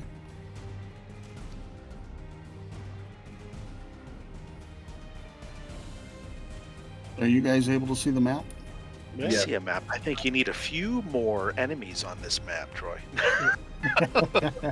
Well, just so you know, half of them are asleep at the moment. So Okay. Wow. Okay. I was just thinking I need to go walk back to that guy and go, I need a few grenades. Yeah. Those Right. grenades you were talking about? Yeah. He's like, how many are in there? 20. Be right back. Where are you getting Right. grenades? Go throw these in there first. Tell them it's their alarm. Throw them in the fire, then you have an explosion and fire flying at everybody that, you know. right. Okay. So you guys will wait until sunset and be able to make your move. There are what appear to be a couple of sentries like up on the battlement there. That's kind of ramshackle wood wall, if you can see it, because I can't. Yep. Okay. Yeah. You were dead on both the sentries, so. Right. Good. Uh, that's when I it's shoot clear first. there's a couple of fires inside the complex. There's Oh, yeah. sounds of Troy, yeah. if you could just remind me, do needle guns make a lot of noise? No, very little.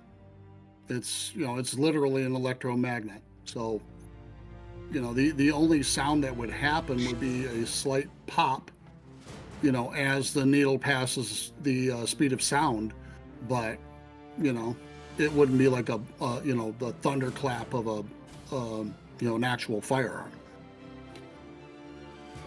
Nice. Handy. Yep. Railguns, on the other hand, are a bit louder because the Yeah. projectile, of course, is like a ball. I mean, you get like an inch diameter ball of tungsten and fling it at, 1,700 feet per second. It might make a little bit of noise. Exactly. Yep. We all need wrist rockets. That's what we need. Arm cannons. And suddenly I'm seeing a redhead in the D&D movie.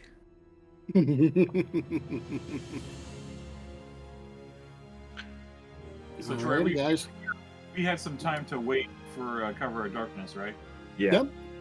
Okay. Well, if we had a good vantage point, I would have wanted to spend some time just looking at the camp and just seeing if there's like any type of. I'm guessing there's probably not because these are bandits, but if they had any type of regular pattern of switching off sentries or regular movement in the camp or whatever, just wanted to spend some time just observing that and seeing if there's any Okay. useful information to glean from that. Maybe if you even spot somebody who's looking particularly authoritative, so maybe we can pin down who the leader, who this Viper might be, or maybe Okay. if there's one of the buildings that seems to be a central location that is likely that Viper would be hanging out at, something like that. Okay. What you see right, over the time that you've been, waiting and observing, as night falls, the guards on the battlements are replaced, and you're presuming it's probably, they had better night vision, than whoever was up there before. Other than that, mainly just people just kind of milling around, sleeping, eating, fighting amongst themselves, your typical, raider behavior. Shortly before sunset, you notice right in this area here, a woman come out and just kind of look around. It's hard to tell what she looks like at the distance that you're at, but it's very clear that the people who see her, immediately show deference. Bingo. And it's, it's clear that some of the younger ones that you've seen, it borders on outright terror.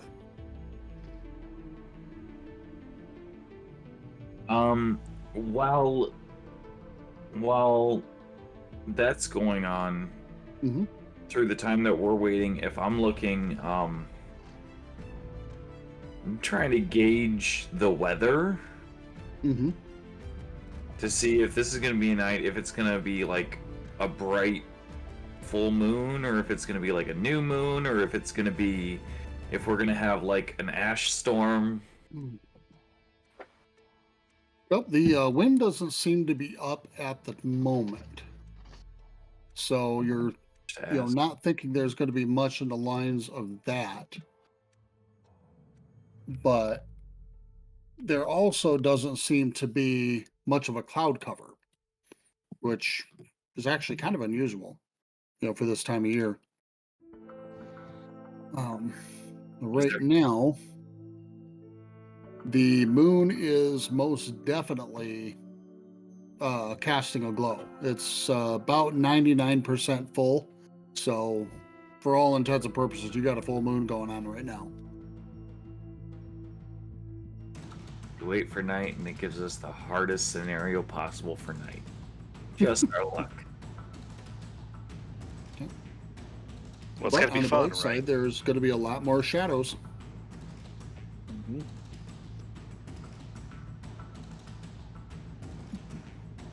So what's the play? I think our best bet is if we can get our two stealthiest up to take care of those sentries quietly. Mm-hmm. Is it just the two sentries? As you can see, there may be more on the opposite side of the camp, but nothing that you can make out.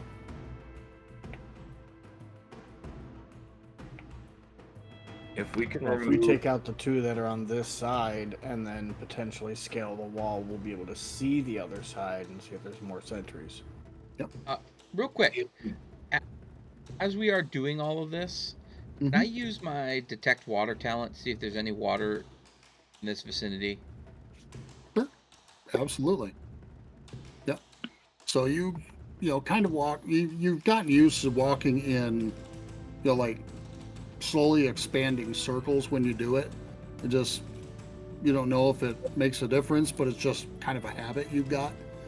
And about 200 feet from where the bandits would go in and go out, the gate to the encampment, you sense water. It's below ground, but it's not deep. So I don't sense any standing water within complex. No. Okay. These guys are thirsty. Mm-hmm. No well. No. Makes sense why they would hit the pumping station, but not why they would hit us. Mm-hmm. Oh, if they want medical supplies, it's a heck of a lot easier to get them from the Ashland than it would be from the Havens. Fair enough. Yeah. Is there any point in the sentry's patrol where they would lose visual contact with one another? No. They really don't patrol. They just stay, where they are. They're within visual range of each other, and they can see out, from the wall. Perhaps. Well, that means that the two of us each take out one. And we'd have to do it at a distance and get them to drop and hope they don't fall off. Mm-hmm. Because approaching with the full moon, that we're not going to be... It's like hiding, saying, I'm hiding, but you're in an open field. Mm-hmm. Where? Yeah. Yep. And if you want any chance of doing it quietly, you're going to have to take both of them out at once. Right, so it'd have to be the two of us that can shoot from a distance. Mm-hmm. Basically, kind of going, countdown 3, 2, 1, fire. Yep. And hope we both at least knock them out. Yeah. Mm-hmm. But I'm not exactly going for a non-lethal shot at this point. No. So the sentries that we can see while we're watching them before they get switched out and after they get switched out? Do we ever see them like turn and face into the camp and like try to make visual contact with the other sentries, or are they just standing staring out over the endless field, so to speak? They don't appear to, try to look back at the other side of the camp. It's almost as if it's just a boring route to them. It's just all right. Here we go. Go up on the wall, stare at nothing for the next 4 hours until I can have somebody relieve me and I can go to sleep. That's the saving grace we're gonna have. They don't look at one another. No. And it's very clear they're not alert. They're exhausted.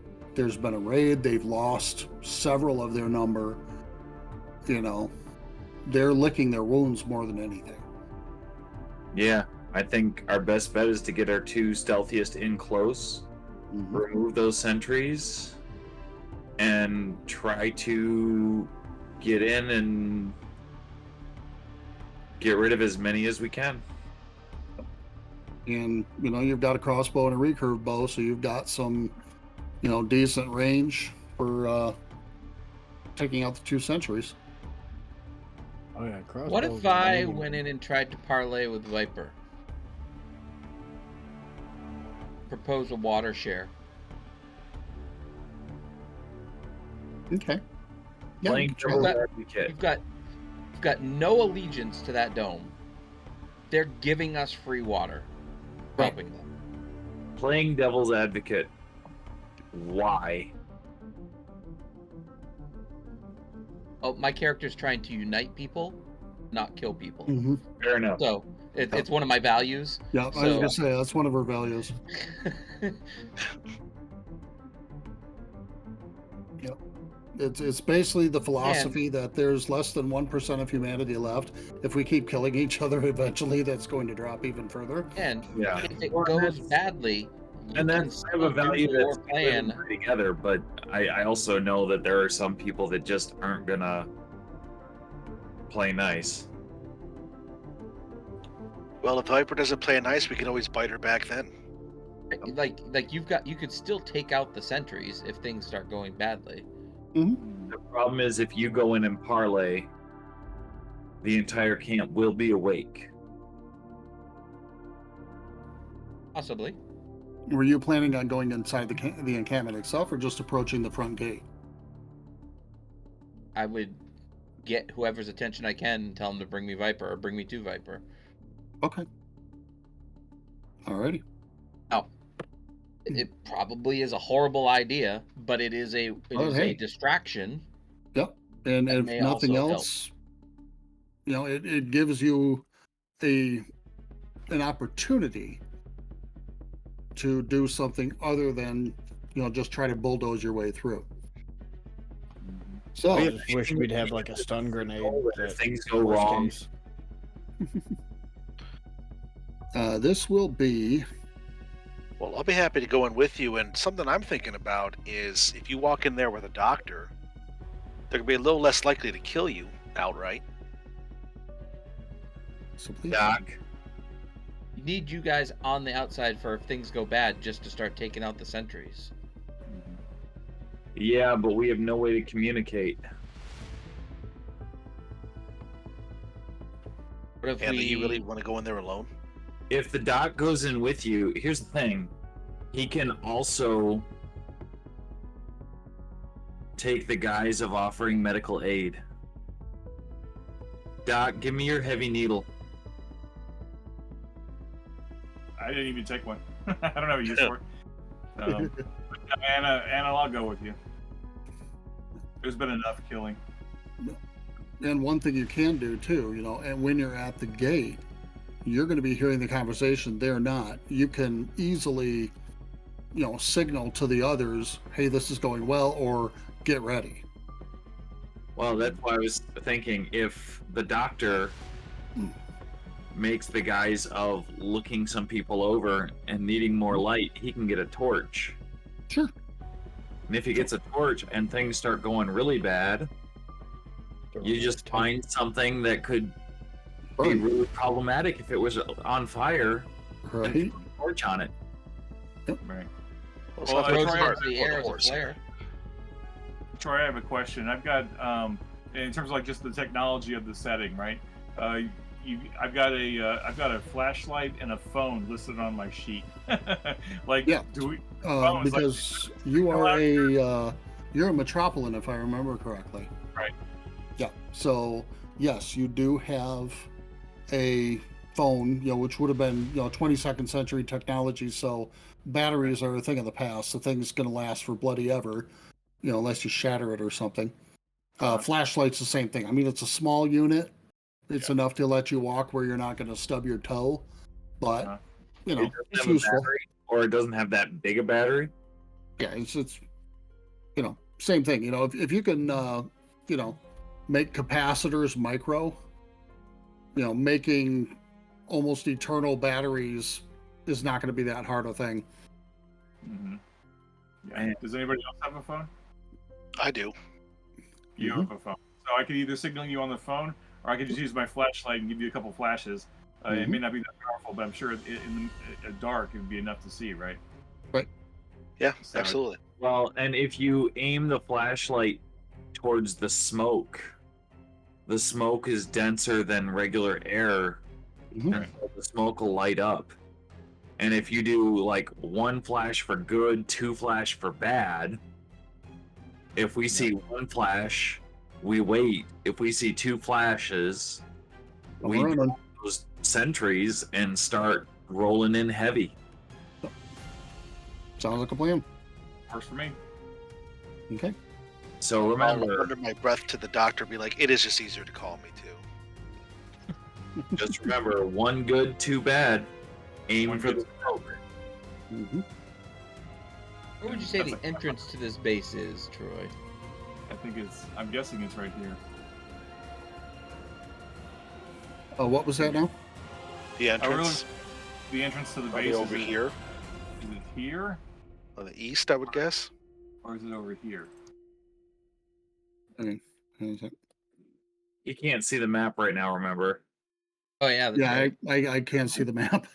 So on the bottom left, Troy, there's a what looks like a block that comes out, but there's a space that looks on the right, directly on the right side, that looks like a gap. Yep. Where it Can I make the curls call in. of putting us over here, Doctor? Looks like there's a gate there.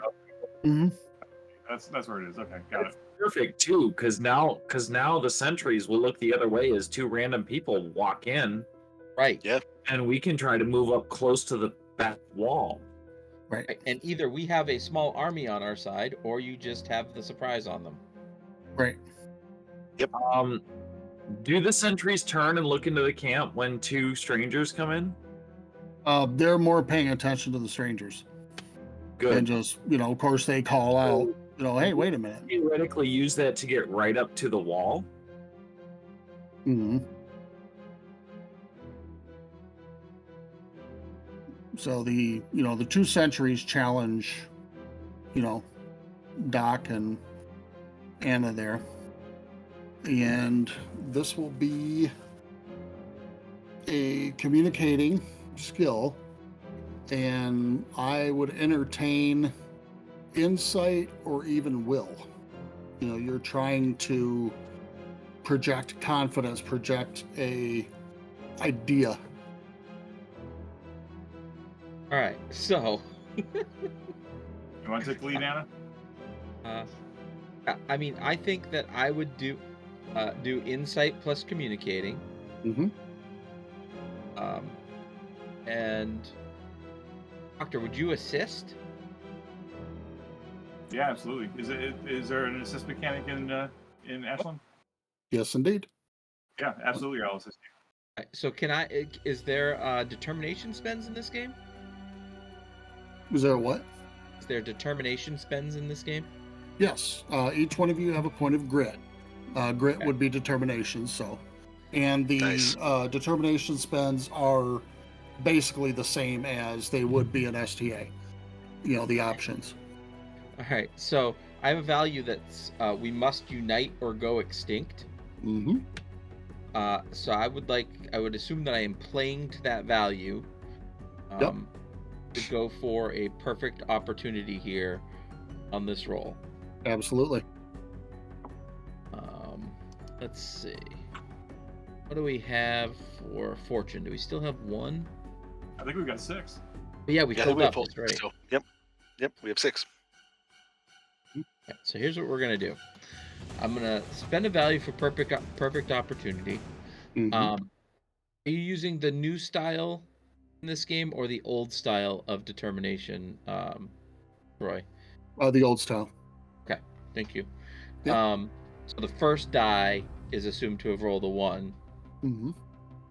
I will also buy 2 more dice Right. with fortune, which would bring Okay. us down to 1 fortune. Yep. So I'll roll 4 dice here, and I also have 2 successes on top of that. All right. You will let us pass. Yeah, right. And once you roll, I'll give you more. But here's the success. problem. My target number is a 10. Oh, okay. Mm-hmm. Oh my goodness. Oh, wow. That was no help. 4, 6, 7, natural Kidding 1. me? That is beautiful. That's amazing. That's That's 7 amazing. successes Amazing. on Well, trying to kibitz my way in to speak to Viper. Viper's long lost sister. No. Yeah, right. And one of the women, as you're, the guards, of course, are like, okay, you've got a doctor, go ahead and come on in. One of the women comes out and looks at Anna and just, the moment of clarity is, I know you. And it's somebody that, was very young back when you were with your particular gang, which, no longer exists, but you were able to get them out before the worst happened. And, of course, now she's, grown up a bit, and she's just, Anna, is that you? Shauna, that's you're here? Yes, absolutely. Yeah. We are here to speak with Viper and to see if you had any injuries that need to be repaired from the raid earlier today. Oh, yeah. I mean, we got hurt pretty bad. There's, unfortunately, a lot of them didn't come back. But yeah, I'll go get I'll go get Viper, and she can, kind of give you an idea of who needs what. And she, Here, Shauna. moves off, and you hear some, low speaking, and you see your, Donna come kind of back out over by the fire, like, okay, I'm staying out of the way. And this woman comes out. Now you're getting a better look at her, and this is somebody who very clearly has fought their way to the top. Is, the ultimate predator. She's scarred, she's hard. You would say that she probably has a heart like a 10-pound hammer. Just nothing there but steel. And she's looking over you with a very appraising look. Just like, okay. Troy, Yeah. while all this is going on, are the sentries turning and facing into the camp? Over by your side of things? No. No? Nope. Crap.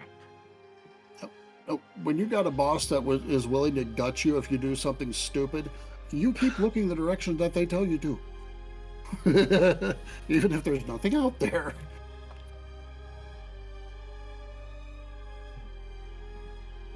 So, Viper comes out and says, so, I'm presuming the old man's the doc.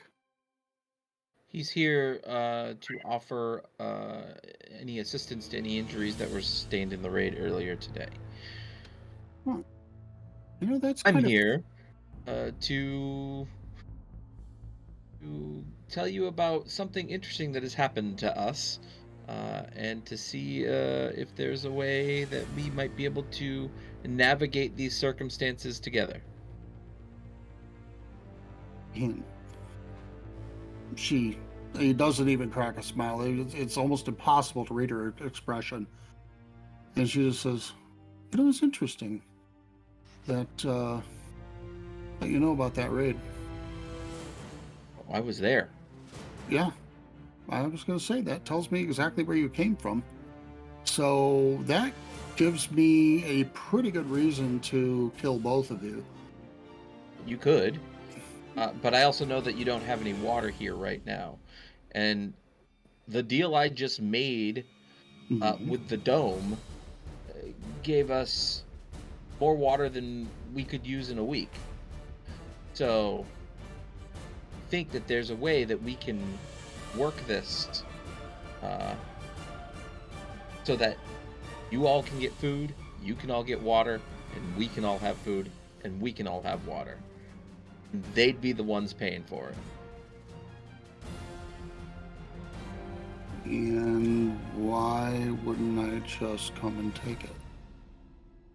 You could, and you would continue to lose your people every raid. You would lose a person. You would lose another.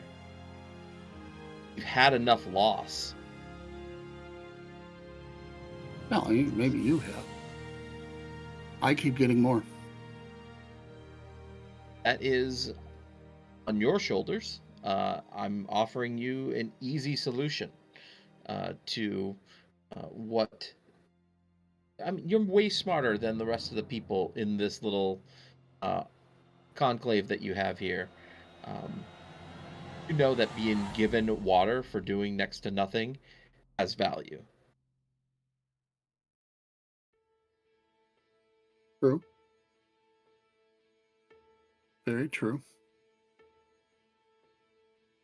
So I'm going to tell you right now what we were just told by the magistrate over in Haven. And that is, they wanted us to kill your entire group here so that you would no longer raid. And they gave us water for free to do it. With a promise of doing more projects for them. So maybe there's a way that we can coincide with each other without any more death. Alrighty. This will be an opposed test. Insight communicating. Yep. I love everything about this, Al. I'm gonna buy 3 dice. Taking all 6 of the... Yeah, no, yeah. Spend it. Spend it. Please do. Yeah. I'm Troy, keep it. While he was talking, I'd like to know if there's an opportunity for me to have been sitting back and observing either her physical condition or just any useful information. I do have a talent called useful information, and if I've been able to sit back and listen while while she's been doing all the talking, I wonder an opportunity where I can use that talent to help lower lower Anna's difficulty by 1. Sure. Yeah, what we'll do is actually increase Viper's difficulty by 1. Okay. So she'll need to get more successes than he does, just simply because, you're kind of giving him signals like, hey, go this way, go that way kind of thing. But we will go ahead and make our rolls, and I don't have any hazard currently. So... Yay. Works for me. Right? Timed it perfectly. We have lots of fortune, and the GM has no hazard. Right. Okay. Oh, that is 1 success for her. 2 for me. 2 for you. Alrighty. So she kind of thinks about it for a minute. All right. I'm not going to kill you right away. we'll see what some of the others think. And she calls, a couple of her people over and just kind of gives them the nickel to her, hey, these, people are crazy enough to walk into our compound and want to talk. So I give them a little bit of respect already, that they actually had the nerve to do that, and they're, willing to share water, this kind of thing. And most of her people are like, so why haven't you already said yes? And she, kind of nods, says, all right, I'll tell you what. The water, we want half. You see how many people I've got here?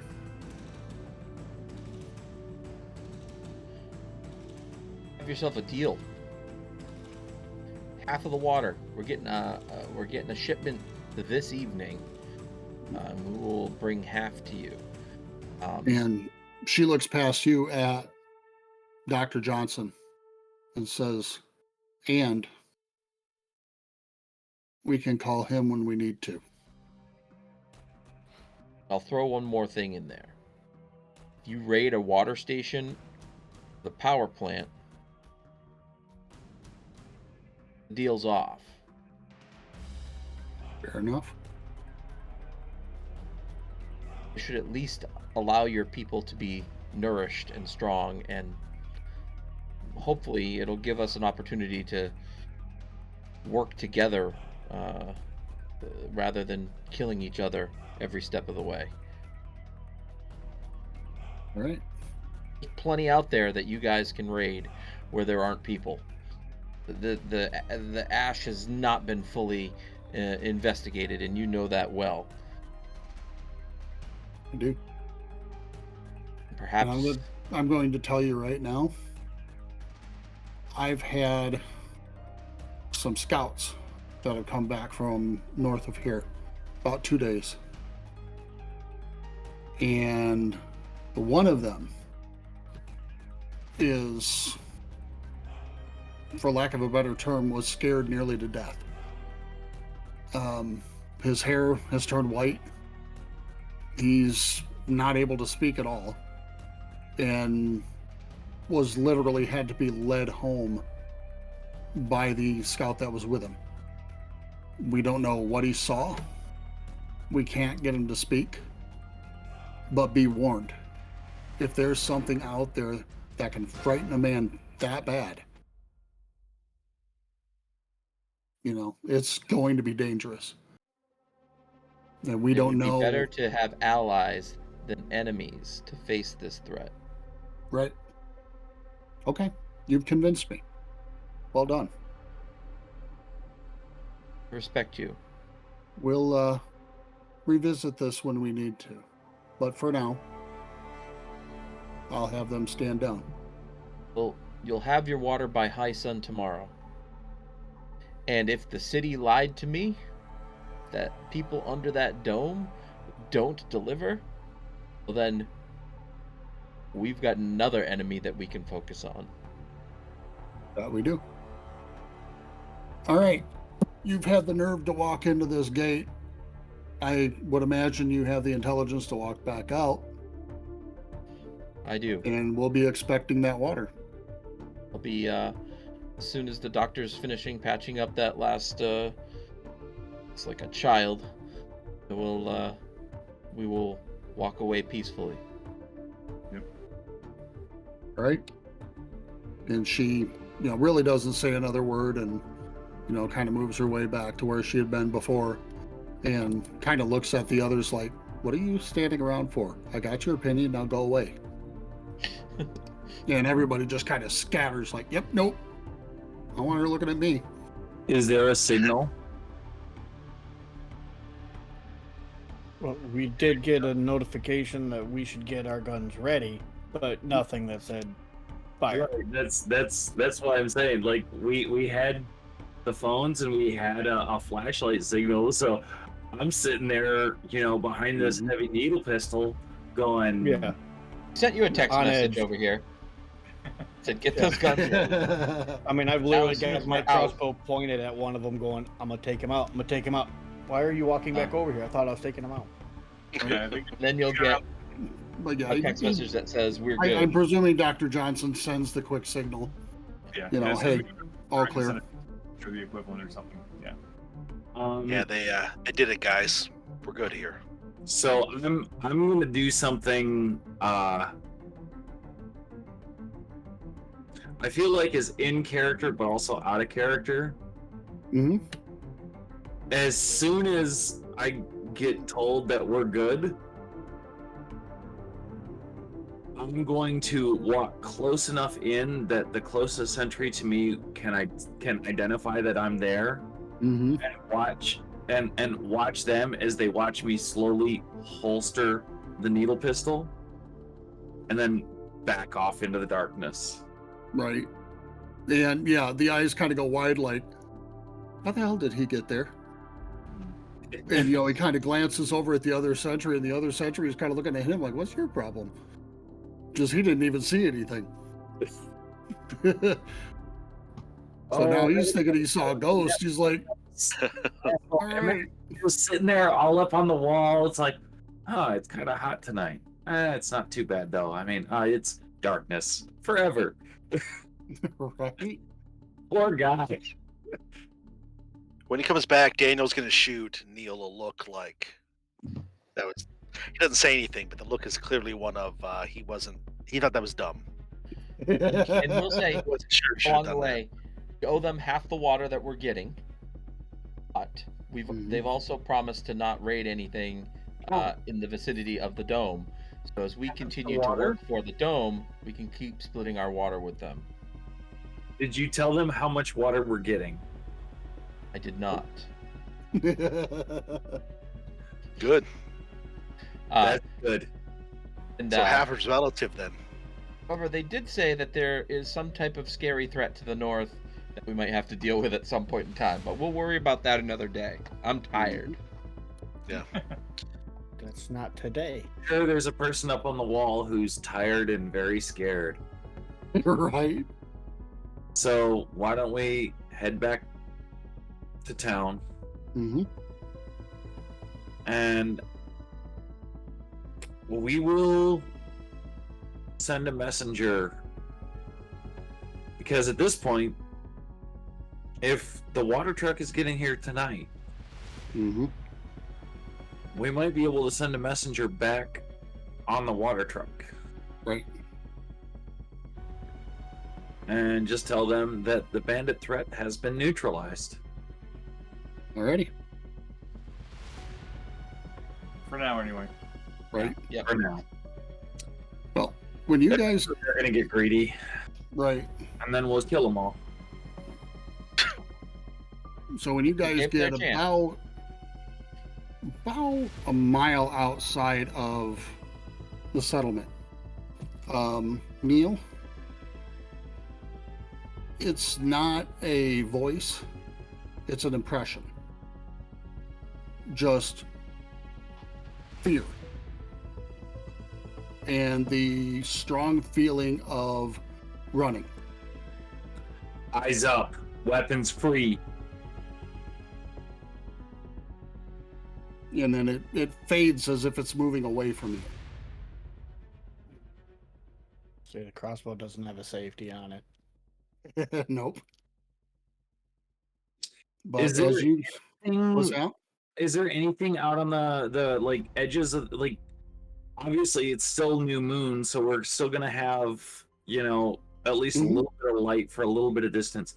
Is there anything moving out on the peripheral edges of what we can see that It's still. When you first started making your way away from the camp, you're pretty sure that you heard the cry of a tawny mist panther, which have been known to be in the area. They're kind of a form of cougar, but they're gray furred. They blend in very well with the surrounding area. Point of clarification. Mhm. Still like quiet night still, or still like predator ready to strike still? Considering there's very little life left on the planet, they're kind of one and the same. Fair enough. But for those watching, evolution has gone slightly mad, and extinct species have already been replaced, and species that are endangered are beginning to show divergences in members that are better equipped to survive in this environment. The misty, tawny mist panther would be one of those divergences off of the classic North American mountain lion. But you guys get towards the settlement, and the first thing that you notice is, as you're coming in, there are no guards.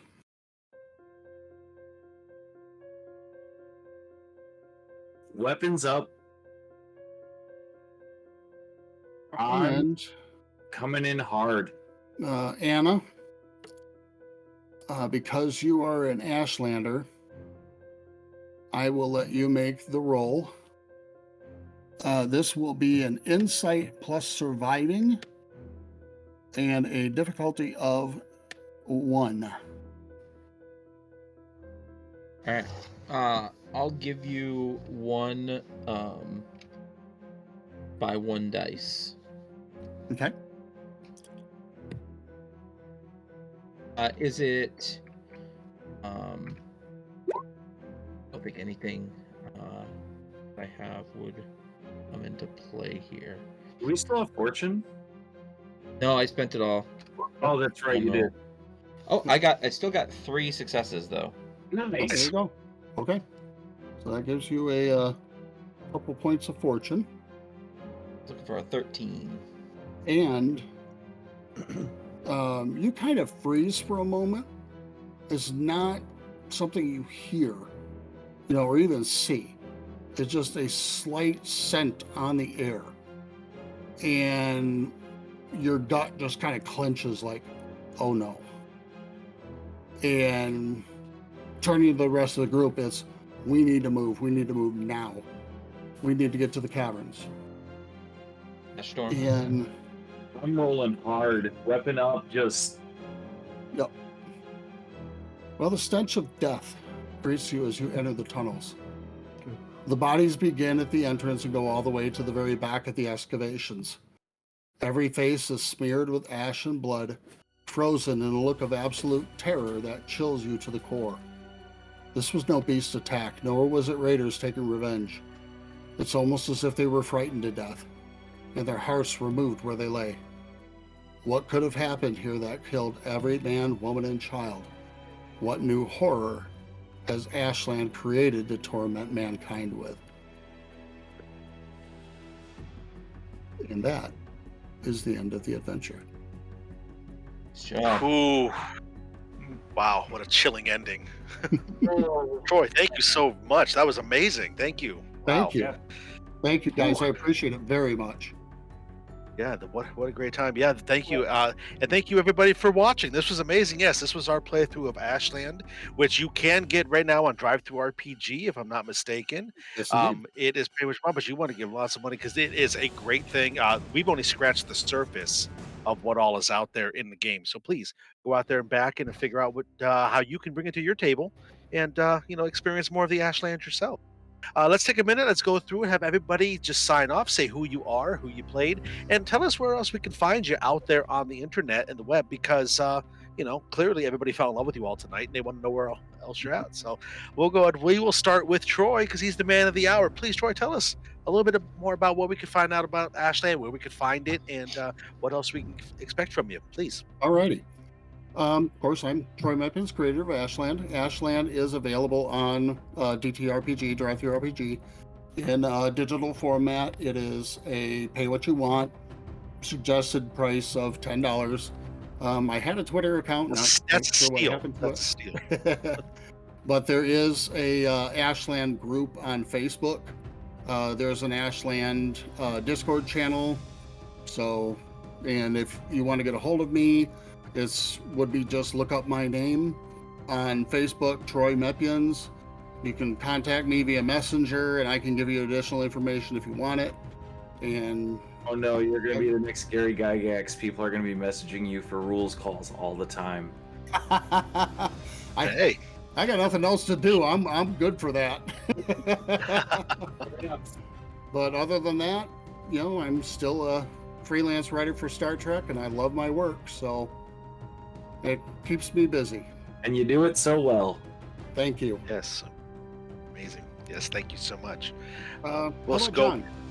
Yeah, next. There we go. Okay. My name is John, aka Techie, and I played my namesake character, John Odden. I'm a Twitch streamer, author, referee, and father. I stream a weekly game of a version of Dungeons & Dragons called Level Up Advanced 5th Edition.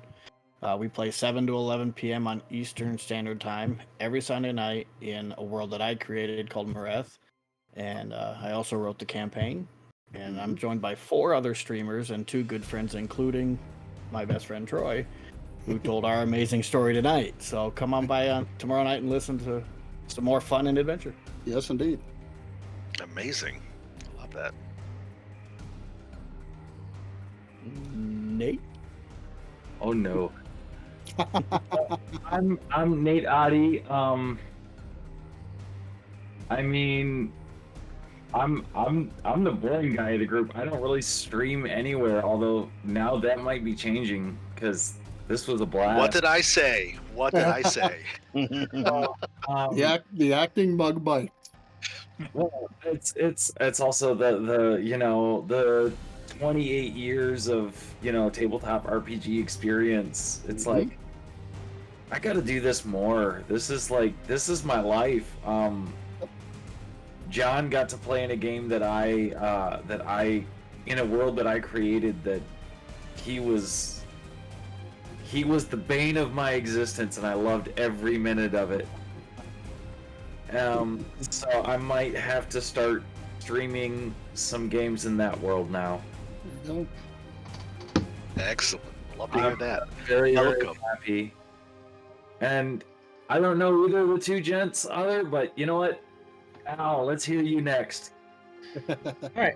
Yeah, I'm Al Spader, at GM_Admiral on all the social medias. I'm a freelance writer for Star Trek Adventures. Our Lower Decks campaign guide should be coming out in the next couple of weeks, which I'm really excited about. And then I also wrote for the World Builders program the role-playing game called Sentience. Yes, I indeed. should say I co-wrote. I had another author help me out with that, Great named stuff. Allison. Yeah, that's up on Drive-Thru RPG as well. Sentience RPG or Sentience 2D20, where you play sentient robots on a planet. Lots of fun. And he's also the best first officer in Starfleet. If you're interested, viewers at home, you can find. We did a playthrough of Sentience. It's located on our YouTube right now, and it was a blast. We loved playing it. So yeah, come check it out. Some of the cool, awesome folks you see here were involved. So we'd love to have you come check that out too. But thank you, Al. Last but not least, Jim Johnson. Hey everybody, Jim Johnson. I played Dr. Johnson tonight on the show. Had a lot of fun with that. Thank you, Troy, for the invitation, and really grateful to have been able to support you in this one. I love the 2D20 world building program, and I love the creativity that's coming out of it. I mean, between you and Al and everybody else that's creating stuff. Looking forward to seeing even more of it. I am the project manager and line editor for the Star Trek Adventures RPG, published by Modiphius. So you can find me anywhere Modiphius is talking, whether it's on Twitter or the Modiphius Discord, Facebook groups, etc. I'm not hard to find out there on the internets. And Al beat me to it. We do have the Lower Decks campaign guide about to very soon, about to go on pre-order. We're expecting the book to be at Gen Con, so in physical format. So barring any surprises with the distribution or printing, if you're at Gen Con, go check it out. Go check out the booth. But thanks to everybody here tonight for running this show. It's been a lot of fun, and looking forward to watching the recording here when we have a chance. Yeah. Excellent. Yeah. me too. Thank you, Jim. Thank you. Excellent. Yeah. So these were your fine players this evening. I also was playing. I am Kevin, host and one of the team members here on Wanderers Haven Productions. Very quickly before we let you go, we'll let you know that we have lots of other cool streams and content both on our Twitch and our YouTube. Tomorrow we have a episode we're going to be playing Avatar Legends, the new Avatar the Last Airbender role-playing game. I'll be running that with some great players going to be involved there. Monday we're playing a little crossover event in addition to the fact that we cover new games. We cover games that are potentially on Kickstarter. So on Kickstarter now is the Legendary Bundle from Evil Genius Games.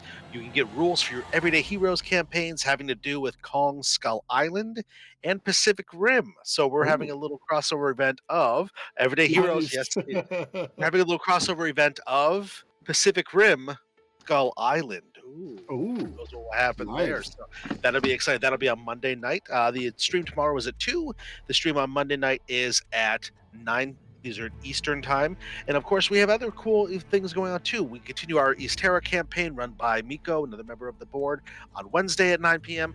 And we have next week, Al is running us through another yet awesome adventure of Star Trek Adventures. So come check us all out with that. But this one has been a blast.